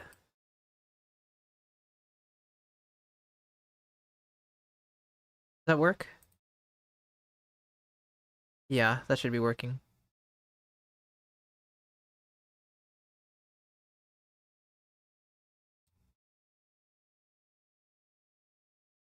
Anyway, we did 2 days. I think that's a good time to end. This game is bigger than I thought. The art is great. The art is great. Why is there no music? I guess it's just not a music moment, huh? Well, I saved. And we'll continue this next week. Later this week, we're doing a nighttime stream, and we'll possibly be finishing the Pathologic playthrough. I think there's 1 or 2 episodes left because I need to uncage Khan, and then also I want everybody alive so that I can talk to them all on day 12, and then that's gonna be it. Anyway, that's it for today, guys. Yeah, that's it for today.